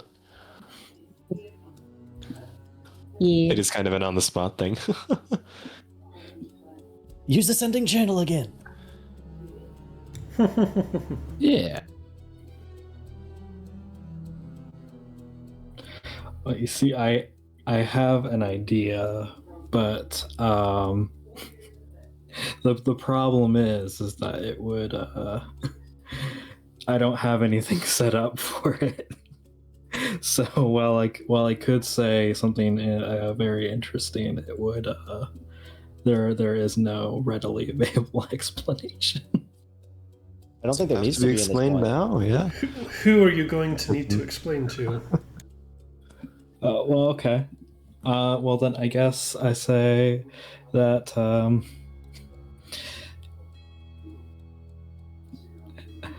I regret running away from the Suns.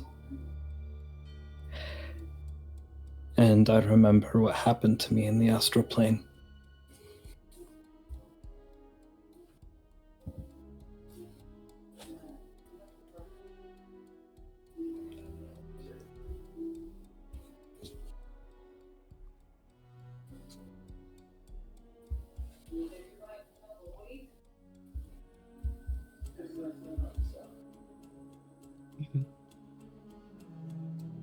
Interesting things have been said. The point of it was to have some fun secrets revealed. And I think I made a mistake, yes. Quafford Rot of Toxic Bold was supposed to come after the fire, so if all of you can give me a Constitution saving throw. Right, you have to mix oil with the poison. I didn't have any other thing. Natural one! Dirty 20.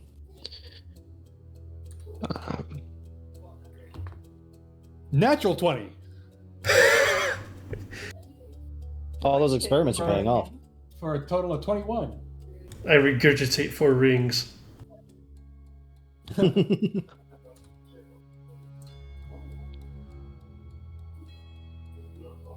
Oh. Great. Basalterus, off to a great start. Alright.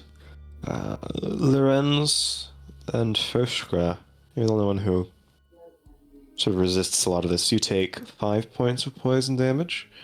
I got 20. Oh, and Shane. Yeah, you take 5.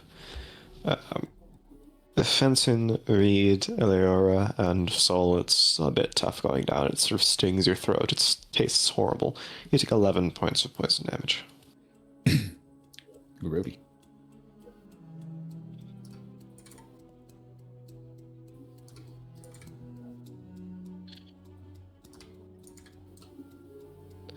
And now with everyone's secret and all... Oh, no worries if you're still thinking on it, Leora. I know it's a bit of a tough thing to throw on the party. But... I'll put it in sending later. Sure thing. The Jade Green and the Pink and Indigo barriers all fade, leaving only Sky Blue and Purple.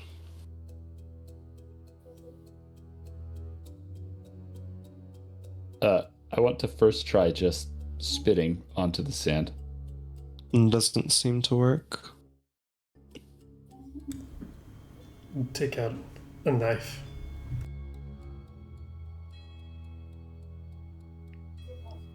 and I will prick myself open a little bit, and what few drops I have left. I have to expend one here. You take 1 point of damage.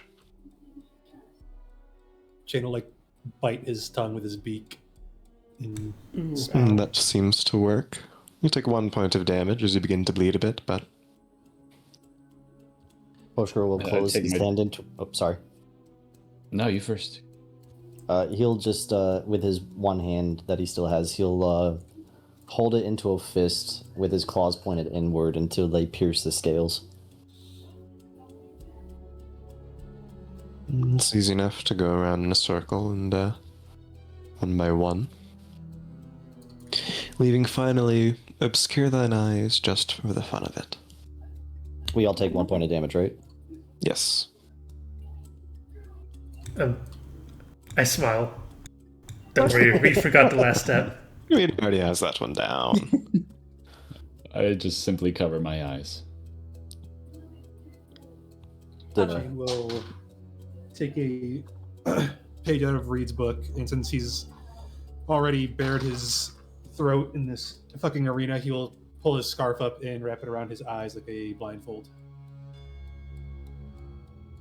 None of you can see it, but everyone else can. But there are these horrible kind of teal-colored blue scars all along Shane's throat. And as you close your eyes, the barrier seems to fade. The crackle of electricity and brief flashes of fire and cool of it seem to simply go away. You can't feel anything as you close your eyes. But the ash and smoke of the circle fades, and it seems that the puzzle is complete. Upon... Sorry? I was saying Jane will walk forward. Blindly walking through, you place your hand and take a few steps where the barrier should be, and there seems to be none. You walk and pass right through.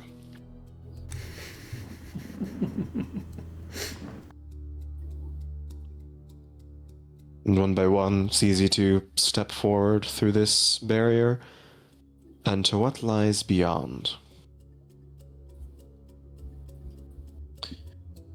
And as you open your eyes, it's kind of like how a bubble of soap pops, where the origin of whatever has been breached, which is you stepping through it, rapidly spreads and radiates and seems to collapse in on itself. The ley lines leading to these teleportation circles crackle out one by one. The prismatic barrier collapse reforms and twists and sways like a serpent until it gathers, narrows into a faint bridge, a walkway right between you, your feet, and the nearest of these two towers. A 10-foot wide bridge has been constructed out of this prismatic wall. And if you step onto it, when the last person takes a step, it seems to collapse behind you. Is it The something portcullis, sorry? I was asking, is it something where it like waits for us to like step and then it collapses, or do we have to like run up this thing because it's going to collapse if we don't go fast enough? It waits to collapse after everyone stepped on it. Gotcha. We're being But it treated seems to be leading you right here, towards this tower. Beneath you, the earthen portion rumbles and sways. You can see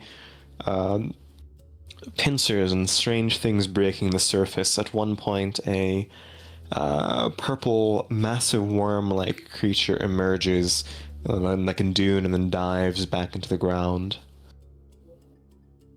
To your left, you can see roiling bits of magma, and as the barrier collapses and the bridge collapses behind you, you can see the prismatic knight, the smile on his face, hopping and skipping his way over these flows of magma. To your right, there is an ocean, yes, but you can see skeletons and dirges, and it appears to be a pirate ship, small from your elevation, traversing these waters as the individuals from the Maleficans begin to board rowboats along one side. The Mirror Knight stands, sees the barriers gone, equips his shield, and simply walks into what you see as roiling fog. But you, since you're the first to solve this puzzle, get expedited directly towards one of the two towers that you can see as you approach. They're mostly hollow and contain an elevator lift. The portcullis that leads to it from these sort of spiraling stone walkways collapses. One by one, you enter a lift and feel the gravity hit your feet as you rise and rise and rise. And you enter a circular chamber.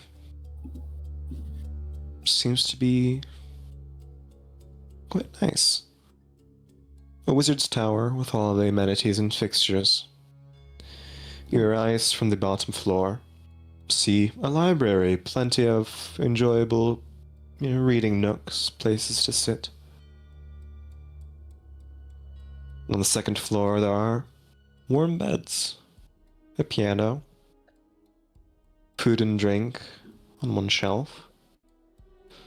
On the third, a telescope, some more bookshelves, and a walkway that leads out, and you can see what appears to be a courtyard beyond. There's no way to get through it. The door seems locked. The sort of stained glass panes of window that you can see this courtyard through, the door doesn't budge. But across from this, what appears to be a smaller scale arena, is another set of these wide double doors with an opposite spire, another pinnacle to this tower. And in the center of this sanded arena is a sort of encased in crystalline glass, a sort of flanged trophy, gold emblazoned with all sorts of gems.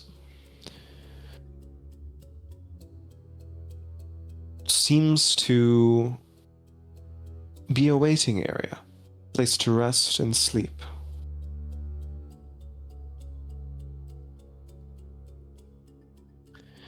On the second floor, on the third floor, along the telescope and sort of settled on these bookshelves are small little oracular windows. Some of them are mirrors, some of them are handheld icons, some of them are full length, but you can see different flashes of the arena below. You get the impression that you are now one of two parties that will be competing for the trophy in the center. The allies you have made and the choices you have made, the individuals you have fought, are all fighting for the other side, the other slot. And you can see that through these prismatic barriers.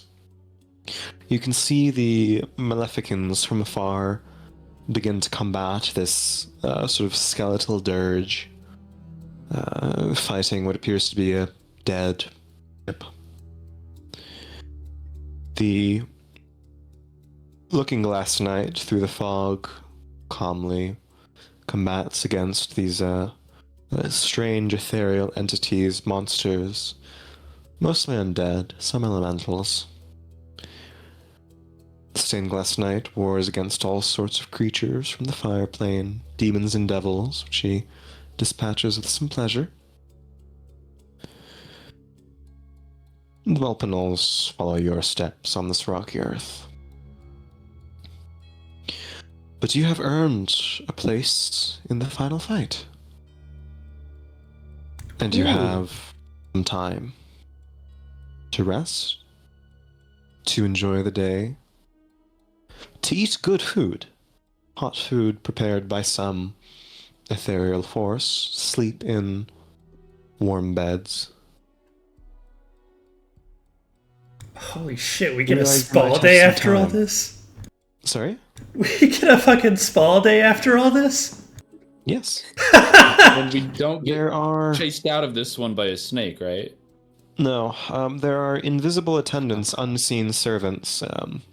Those of you with Arcana and probably Lorenz and Leo know this to be a very, very high-profile spell called Mage's Magnificent Mansion that you are staying in. There are unseen servants whisking you around, cleaning your clothes, cooking food for you. Snarl and smack one of them. Reed, it's fortunate you're blind. Janie's probably Since it's very clean here. Random unseen things touching him in his clothing, and he's like jerking his head back and forth, like stepping. But away. it's an unsettling level of quality that you found yourself in. These 3-tiered layers of this arcane tower. So, you can drag yourself to the map and have any kind of conversation you'd like. Gonna Explore around a little if you'd like. You took a rest right before this, but you can have another if you'd like. take a chance for me to rest. And Foshker to rest. Yeah, I need that 6 HP back. I am immediately going to sniff my way towards the food. And I am not eating any of it, it's all going in the bag.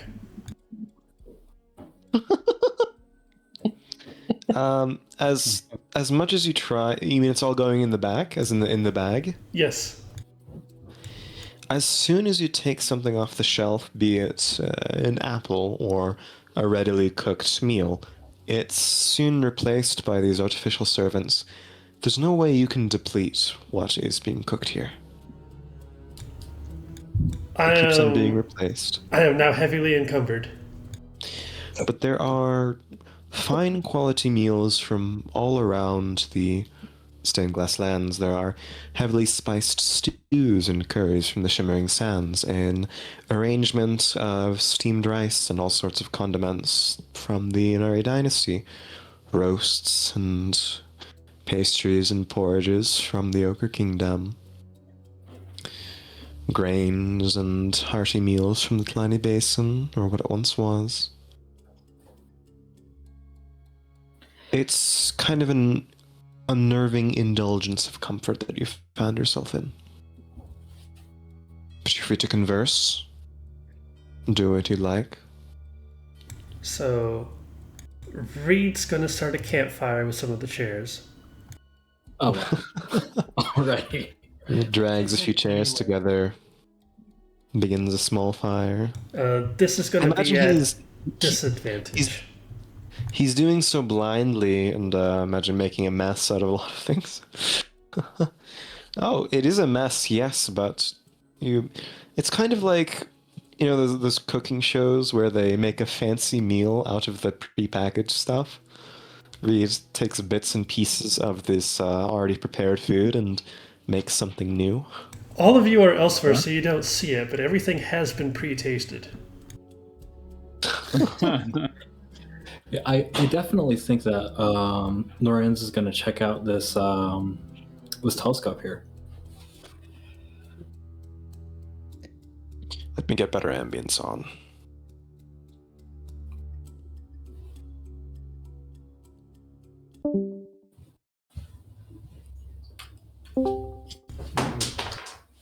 The star critters immediately go to the star seer.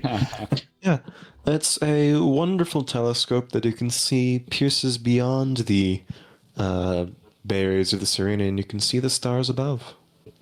It's one of the few glimpses you see of the world outside of this plane, and Lorenz and Leo, you find yourselves there.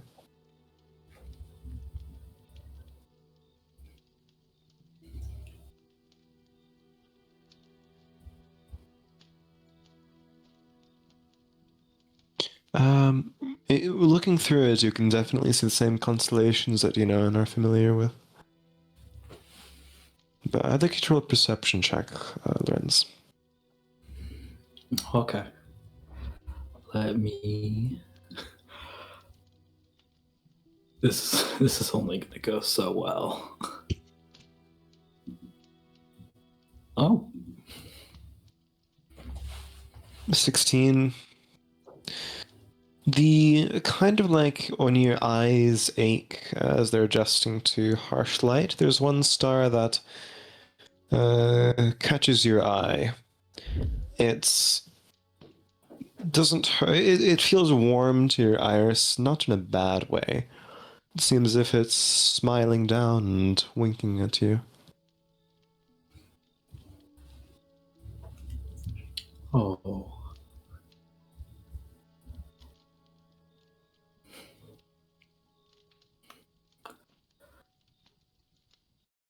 We're just gonna hold the cloak around his shoulders a little bit closer to him.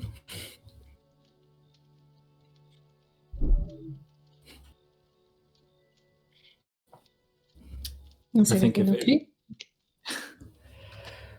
okay? Yes, it's fine. I don't know. I get this feeling. I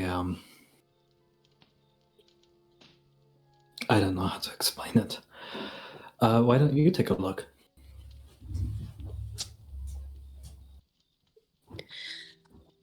Leora would step over and take a look through the telescope. And please do remind me what I am seeing because I was trying to think of secrets. I can see the stars. It pierces through the strange demiplane and the time continuum that this tournament is located in, and gives you a glimpse as to what's beyond. Is there anything out of the ordinary, or is it the same? Roll me a that I perception missed? check.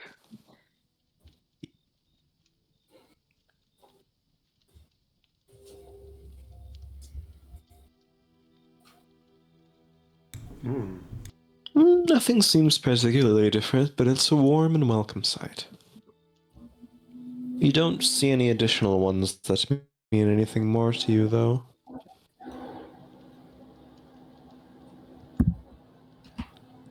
She would pull away from the telescope and look back over to Lorenz and reiterate her question. Just, did you see anything? Is everything all right out there? I didn't so much as see anything as I did in the feeling of familiarity, warmth. Yeah. Makes me feel sad, but joyful, bittersweet. I'm not sure why.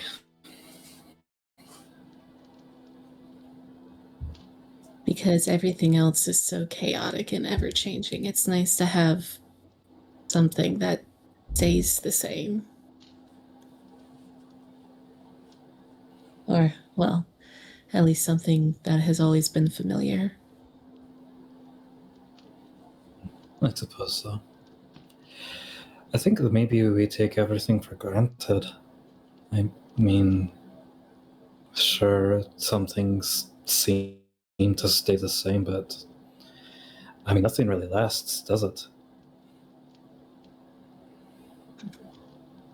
All these moments we think will last forever, just when we least expect it, slip from our grasp and they're gone before we know it. Yeah, I mean, that's just kind of the cycle of things. I've always kind of been in tune with the idea that we're just kind of a speck in the grand scheme of time. We're just, a little dash on a road that stretches for miles and miles. But that doesn't mean that we can't appreciate everything now. So Like you said, we do take things for granted, but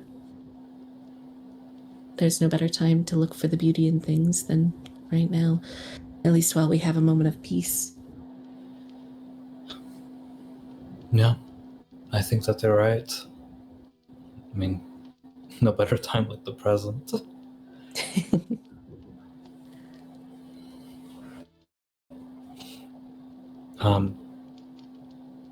I thank you for, being my friend.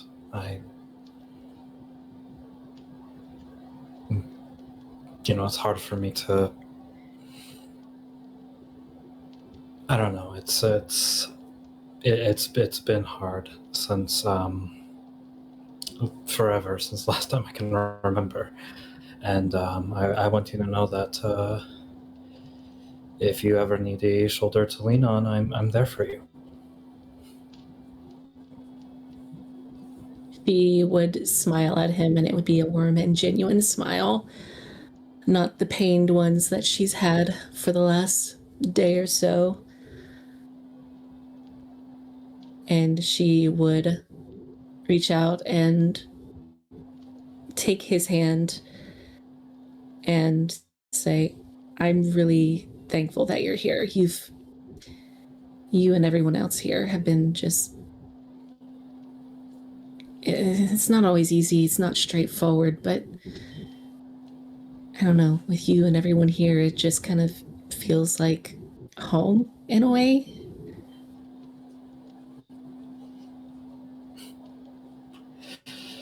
I mean, I never really properly had a home, but I imagine this is somewhat what it feels like.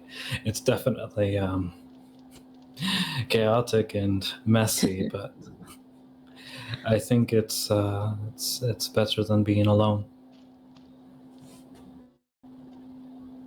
Yeah. Hey, if anything ever happened to me, I don't know how this all is supposed to end. I just want to let you know. I'm gonna let everyone else know at some point, but you've changed my life. All of you. Oh, don't talk like that. It's bad luck. I would rather have a little bit of bad luck if it meant knowing that none of you blamed yourselves for anything that may or may not happen, and to make sure that you all knew that I care for all of you. And Lorenz will give a sort of a bittersweet smile and squeeze her hand and nod his head.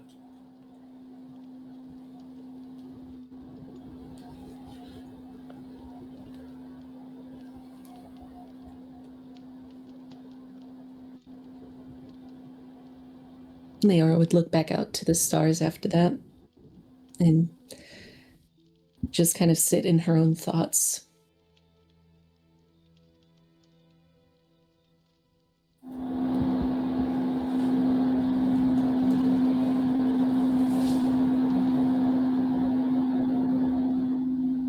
Well said.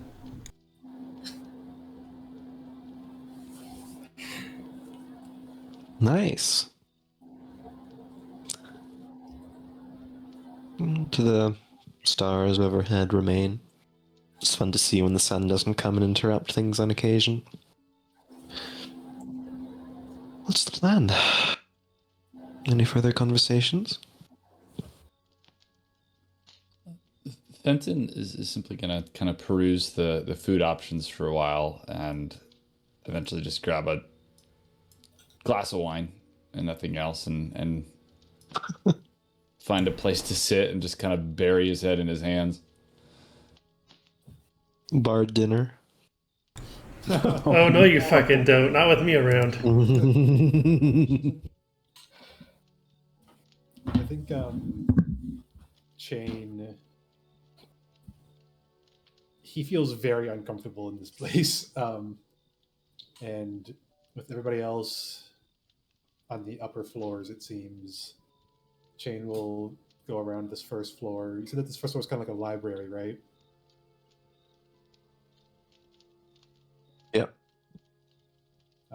He's just gonna go around and peruse the books here in the library.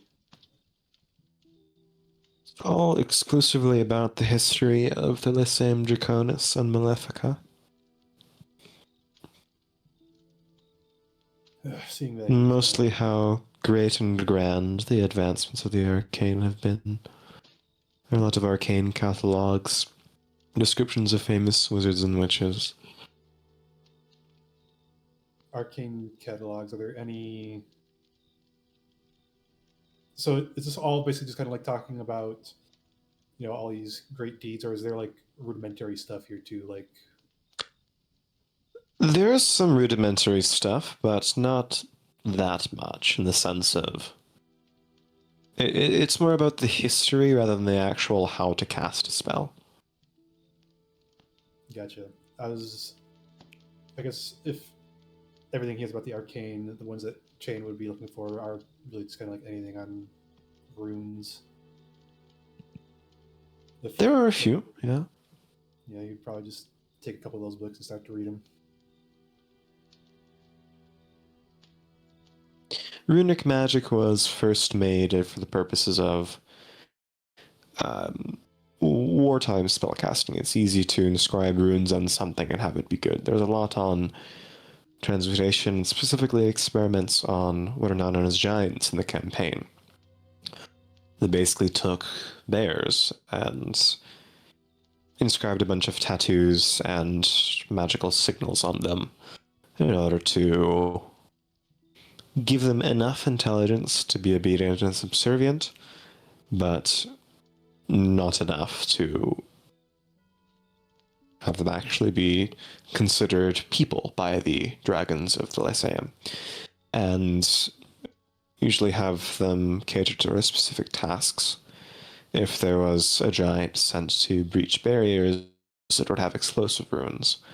One of the most feared ones were giants that were not meant to survive and just simply catch, fire, immolate, and detonate. But that's probably the most relevant to what Chain's looking for. It's similar to the type of magic that Exlitni used on Chain.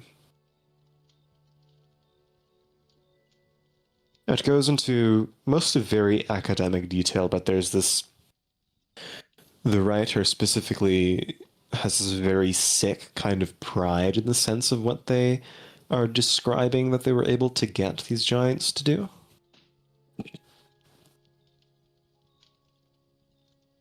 I think Chain reading, some of it is, there's a part of his mind that is intrigued or at least interested in wanting to know more about what has kind of happened to him and what is now on his body permanently, but also kind of reading this smug, look what I did type tone of, bragging about what they were able to do to these creatures. Fenton and Reed would probably just hear a crash as Chain throws the book across the room.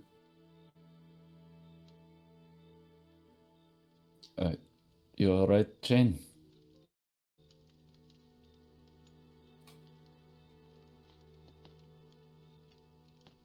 Where arcanists all fucking horrible people. I think they're a little, not the Lyceum, at least, overly fond of themselves.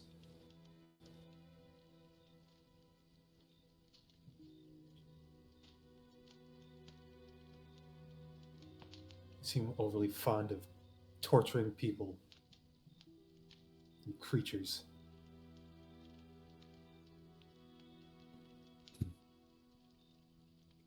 Yes, this tour of the stained glass has not been as encouraging as I hoped. It seems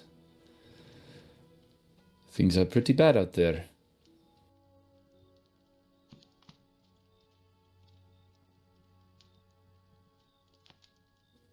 Can I ask you maybe a stupid question, Shane? Sure. I just want to see if we're on the same page. If you could go back to the day we all met in the Twin Blades and make it so we were never a part of all of whatever this is, would you do it? You know, I had a conversation like this with Lorenz in Algies. I asked him almost the same question on, if he could go back and knowing what we know now, would he still choose the same? I said I wouldn't, but I don't know. It's everything that I've learned has just been more and more unknowns. It's when I told Lorenz that I would not have left the Twin Blades back in Algiers if I had known at the time what I knew now. It was because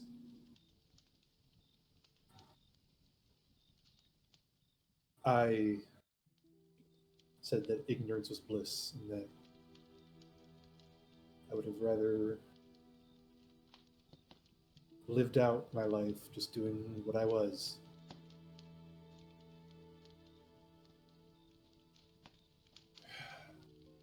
But now I don't know.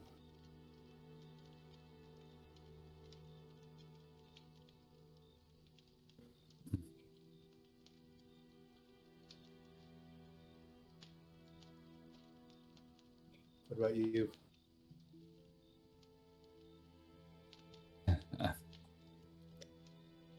I hate this chain. I hate all of this. It feels like it's exactly what I asked for and more. It's a scholar's dream, but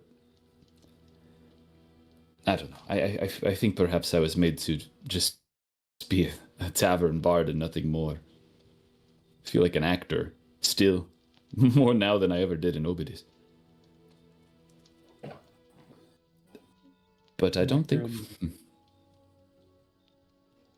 An actor in the sense that you feel that you don't belong or that you aren't prepared? What do you mean? I suppose. I like the idea of what the Keepers of Mazarim are. I really was hoping it would be more of a calm endeavor. I don't know. I just wanted to go around and travel and take many notes. But here we are, fighters and warriors and tournament champions, perhaps. It doesn't feel like me. Doesn't feel like me either. I'm used to skulking in shadows and alleys and eavesdropping on conversations, stealing out of people's garbage.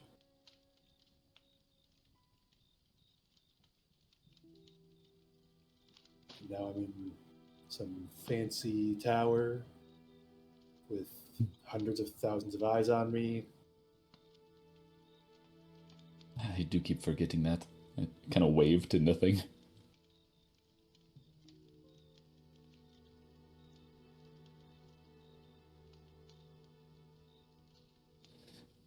Anyways, no. No, I suppose I wouldn't change things. Like we agreed, things are bad in the stained glass, and perhaps we're poised to make a difference whether or not we want to.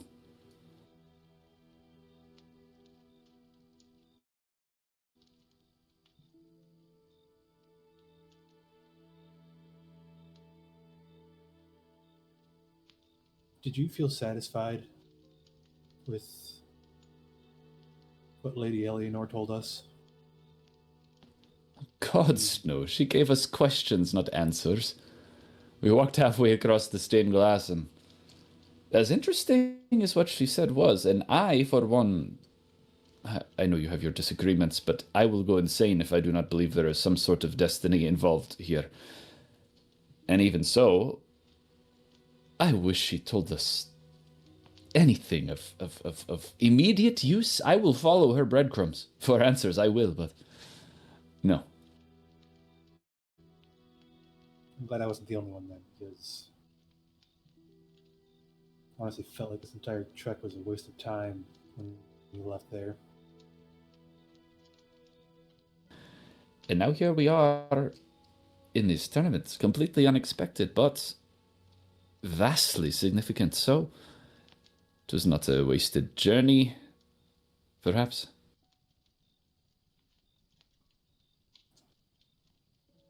Well, it'll at least benefit Foshker and his people if we win this. Yes.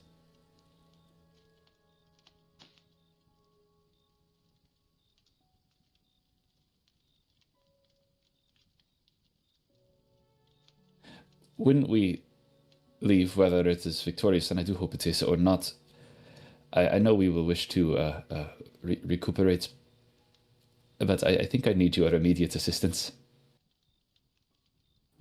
With what? Right before coming to the champions' quarters and beginning this whole thing, I believe my father is in much greater trouble than I assumed.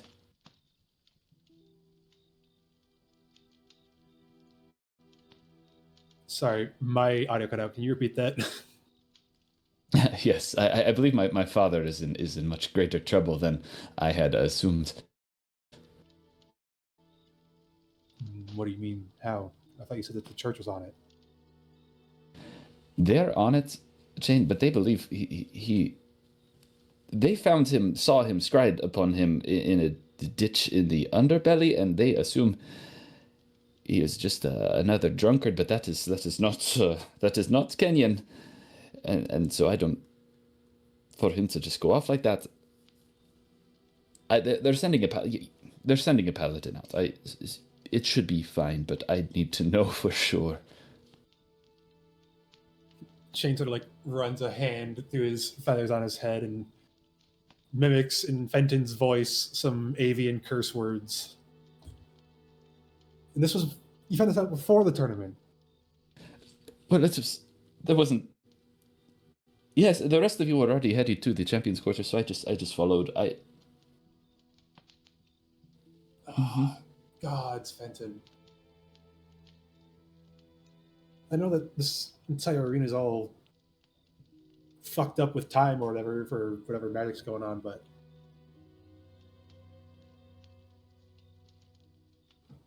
should have told us. On paper, this arena, this decides the fate of nations, and my father's safety should come second to that, and I've been trying to convince myself as much, but here we are, so if we could hurry to him afterwards, that is all I ask. Fenton, we went on an entire shopping spree. We could have been getting him instead of that. Yeah. And still made it back in time. To go to the underbelly, I don't know, Shane. This is where we're at. We can leave it there.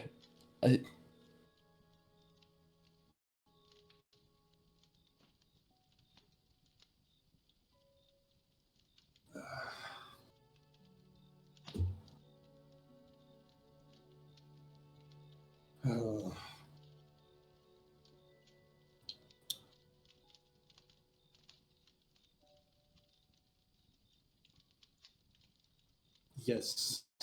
We will go get your dad as soon as we're out of here. I gulp down the glass of wine. Great. Great, thank you. Yes, good. One thing at a time.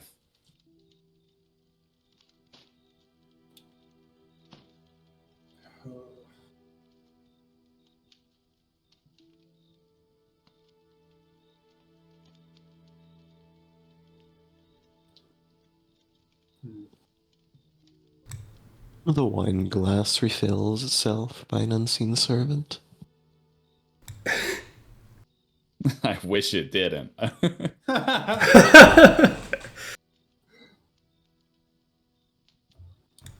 Anyone else doing anything?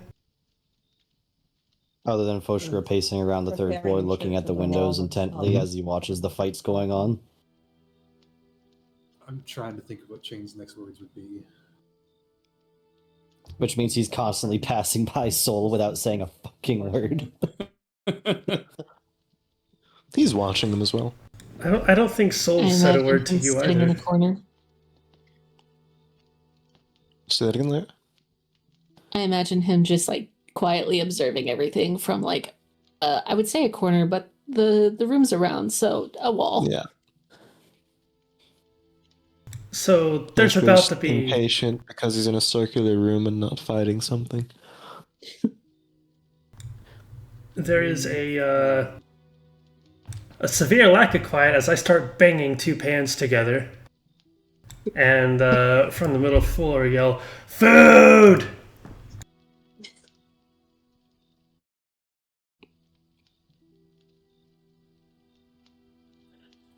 Chain doesn't move yet, but I'm.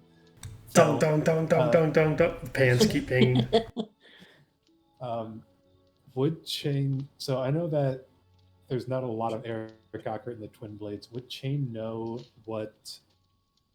how openly hostile is the Order of the Mockingjay with Aarakocra that find themselves in the wrong area? They don't generally tend to be hostile unless it's an incursion of paladins or whatever. Because if they start, shanking them in back alleys, that's how you get an incursion of paladins in. So they generally leave them alone. Gotcha. Okay. They don't want to start anything.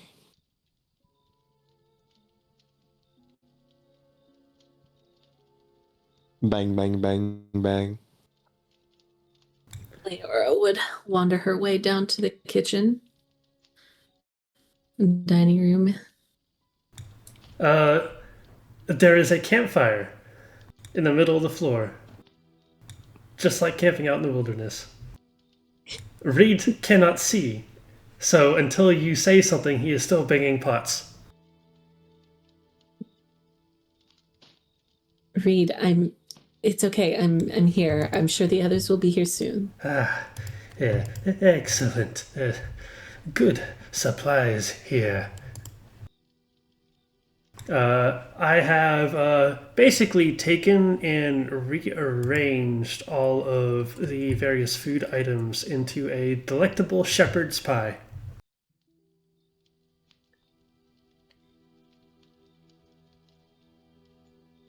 Reed, how did you do this? How did you do this without being able to see?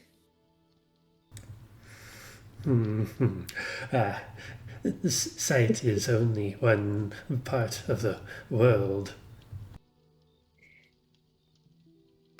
Touch, Did you- taste, all matters just as much. Did you hurt yourself? You still got all the fingers and toes you started with?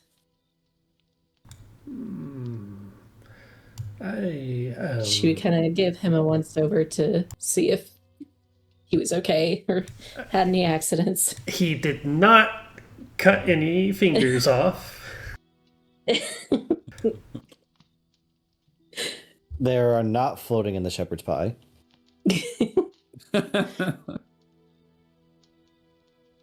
Look, there was a reason I said the fingers and toes that he started with, and not all of them.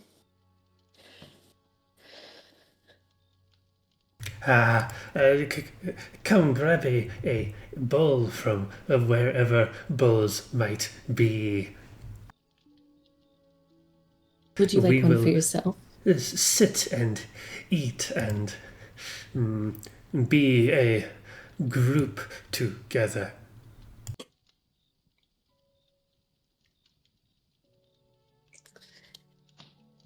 Leora would go and find 2 bowls, one for Reed and one for herself. And she would take servings and she would place his next to him. She tries to recall if she's ever seen him eat or if he's kind of just done his own thing, but she, to be polite, to be kind to him, sets one beside him anyway.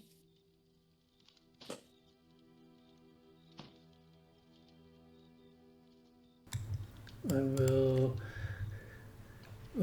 reach for it and grasp it and fold it.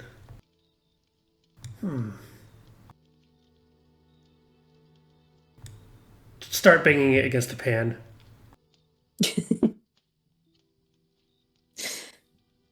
You're making a mess. What are you doing? Where are the others?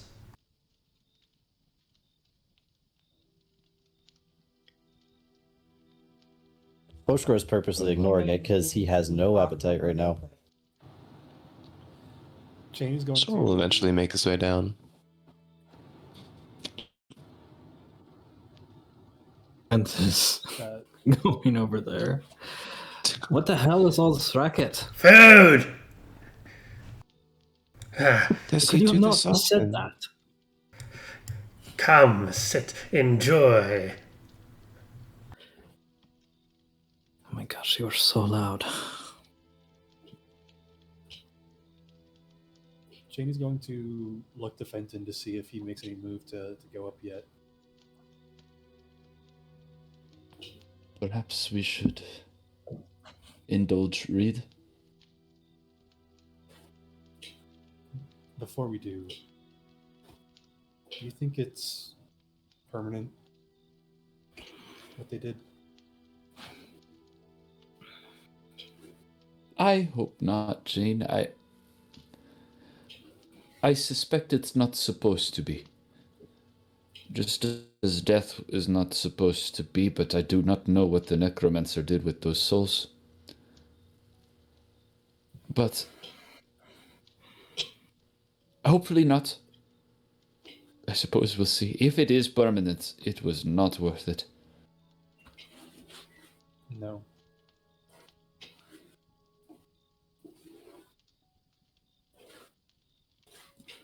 I don't know how they could do it seemingly so easily. I mean, Reed's always a little fucked up, but I've been trying to avoid thinking about it.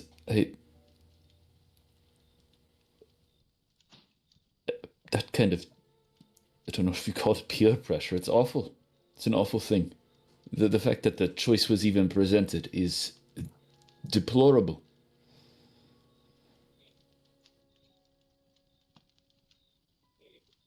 I'm trying really, really hard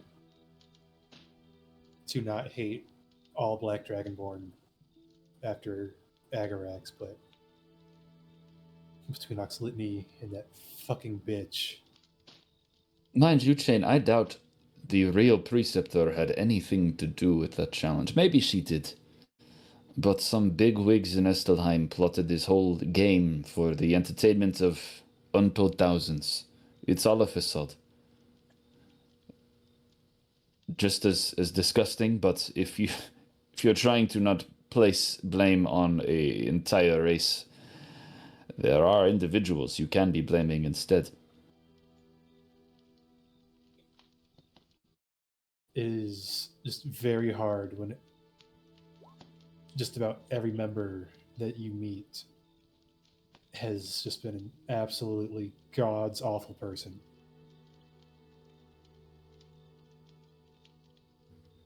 Yeah, well, I'm sure there are some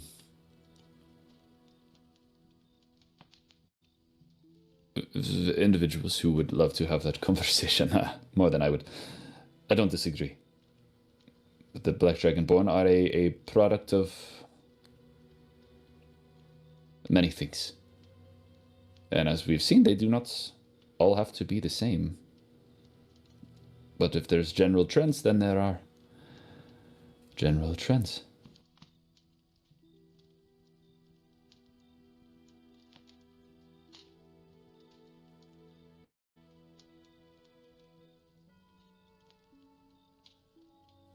We are a product of our ancestors, I suppose.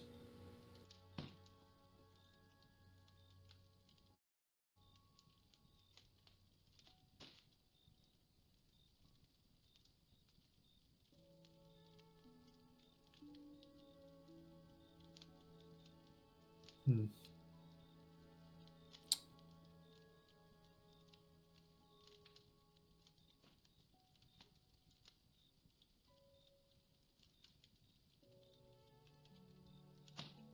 Bang, bang, bang.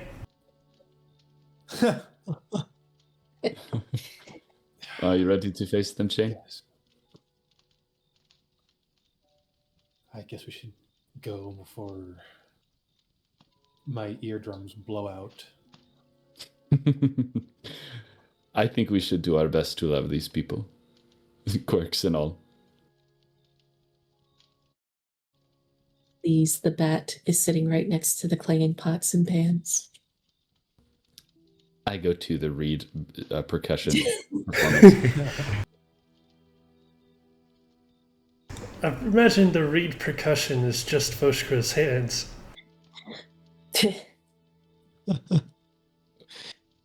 Oshkar's hands, plural? I think you're Fists. mistaken. Okay, well, yeah, sure.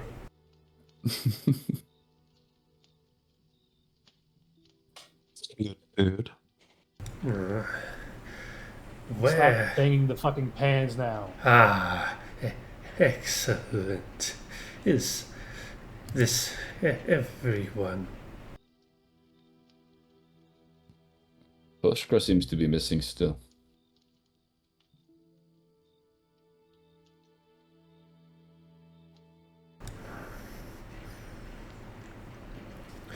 We have risen so far. We've made it so far, and still we do not gather.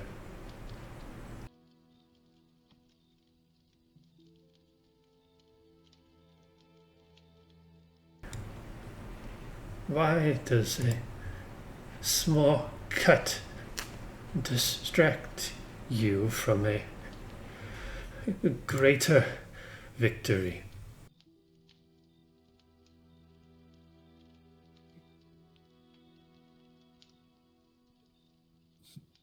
The others would probably see Chain just like digging his nails into the table, trying to not say anything. Would you like me to fetch him, Reed?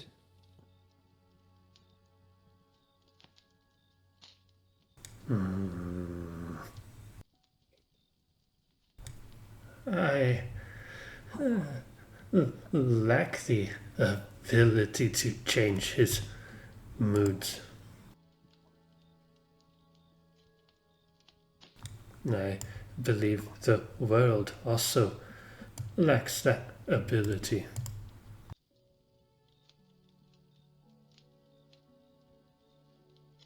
I had hoped we might come together as one and discuss the things we have triumphed over, the challenges past.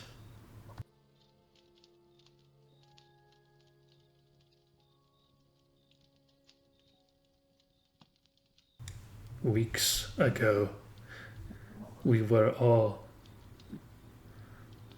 nobody. Now we are here in contention with many of the world's greatest.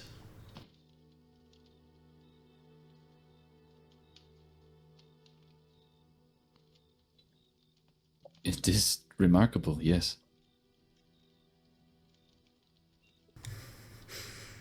And I can't see anyone smile.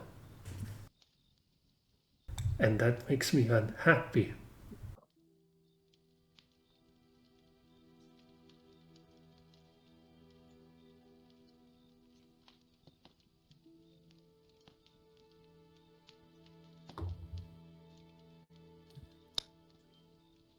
Maybe you should have thought of I that before would- you skewered your fucking eyes.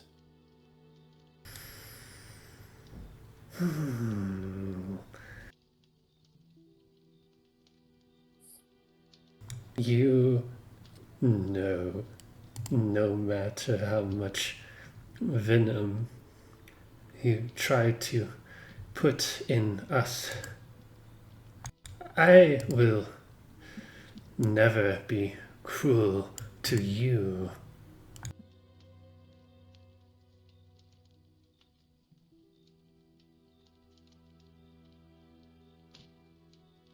Then why haven't you even learned how to use my name yet? Or I Fenton's? know your name. I know his name. I didn't ask if you knew it. I asked why you aren't using it.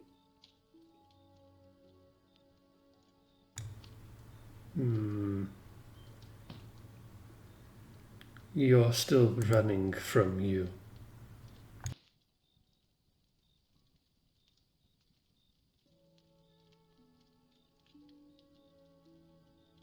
What does that have to do with anything?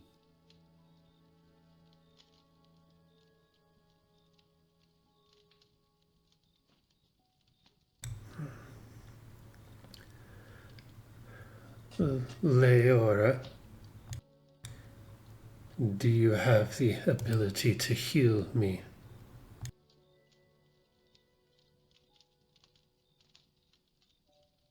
I don't think I do. I'm sorry.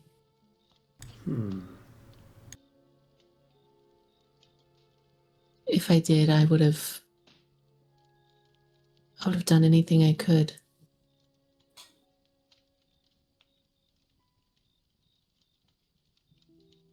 My nature is Talani's. As Talani falls to death, so do I, and I am no longer certain if I can bloom again into flowers. Not certain if I can be healed the way you heal the living.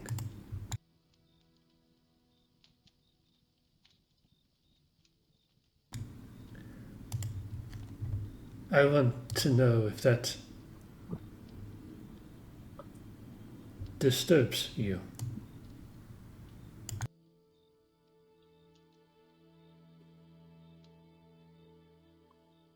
I wouldn't say disturb. I wish it were different. I hope it's different.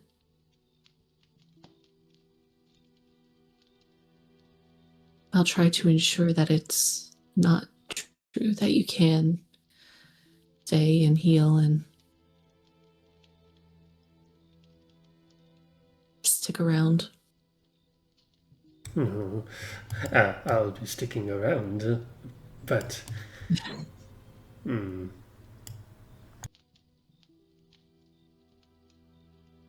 the creatures, the reanimations, the puppetry of the things growing in me, those will continue to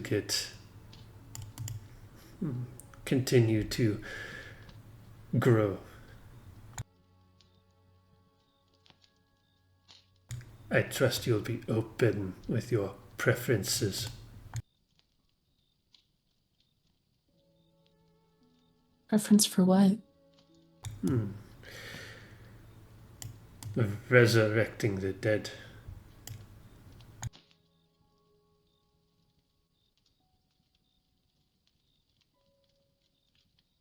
Are you saying that you do want me to try to bring you back? I'm gonna sigh and shake my head. Oh, wasted words. I am undead, Leora. The things I do become undead, Leora.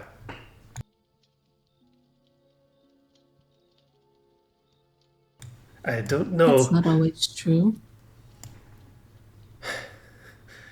So long as that hurt snake keeps screaming into my head, it will be true.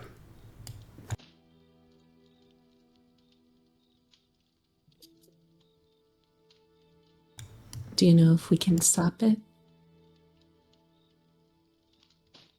Kill the snake and let fungus and mold eat the dead.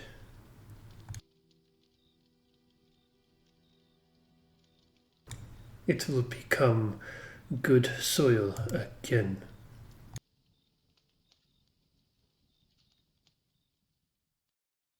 Should any of you have a problem with my utilization of the undead, let me know.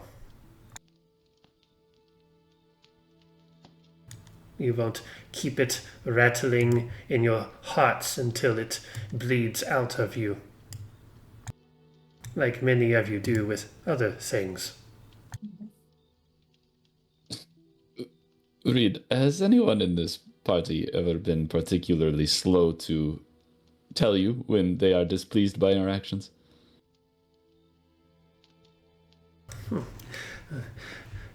You tell me your displeasure.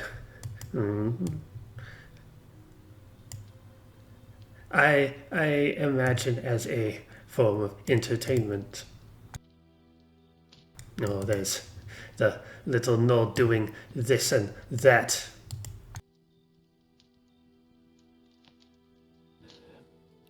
Simply fascinating, not necessarily entertaining.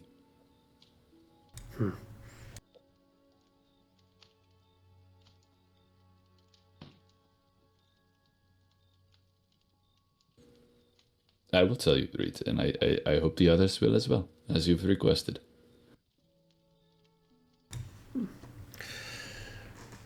Very good. Now, eat. I don't wish to hear any more words for a little while.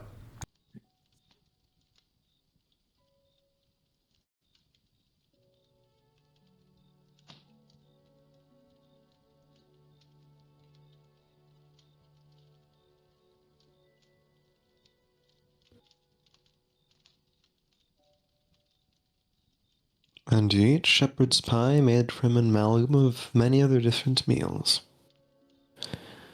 It's a weird place to have a sense of safety and security, but you know for the moment that you can at least rest, enjoy some time, some peace.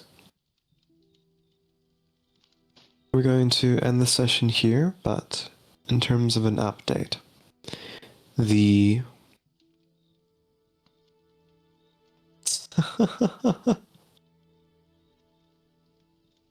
26 stealth indeed. Actually, I'll pick up with the updates on the other groups in this place, but you made your decisions, you put some things in motion, and we'll pick up next time with the final fight of this tournament. Oh boy. Wowie zowie.